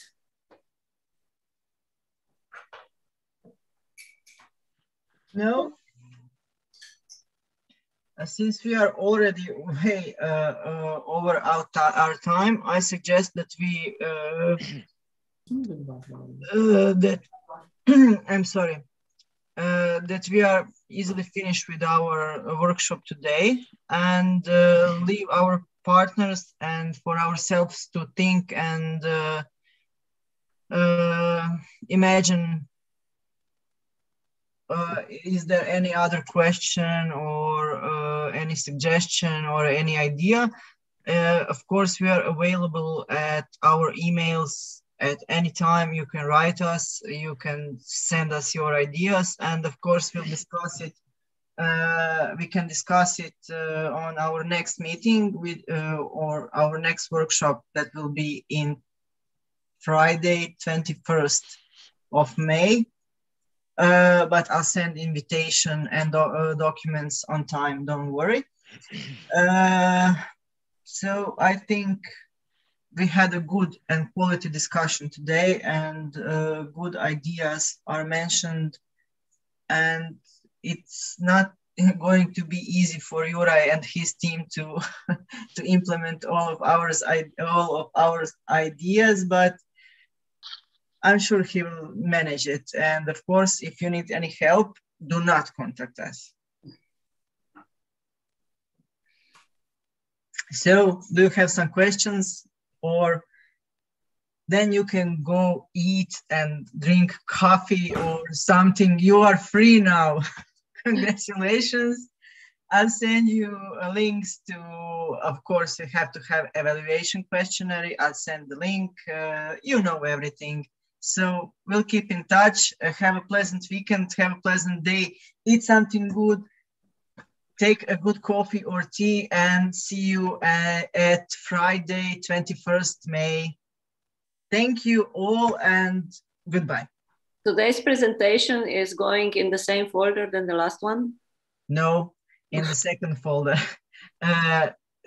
Our folder, Intellectual Output, EO, is divided into activities. Today we are doing activity A1 5. So you put your presentations, I'll share my screen, I'll show you. You put it in the part with the name of the activity. I'm sorry. I have a shortcut to, no, I'll put it here. Give me a minute. Do you see? Yeah. I'll show you. So you can see we have two intellectual outputs. We have O1A1 and O1A2. Now today's workshop is connected with O1A5, User Interface Verification Workshop. When you open this folder, you have administration and emails. You can find my email, invitation, agenda, and tasks here. You have the part where you can put your presentations. Mine is already there. You put yours in there. You have a recording you already made, and you have photos. Okay, the same as the recording of your. Okay. Of course, of course. But you sent us the link for this one, so it will be easy to find. No problem, I'll send it. Thank you one more time and have a pleasant weekend. Thank you. Goodbye. Bye. Thank you, everybody. Bye, everyone.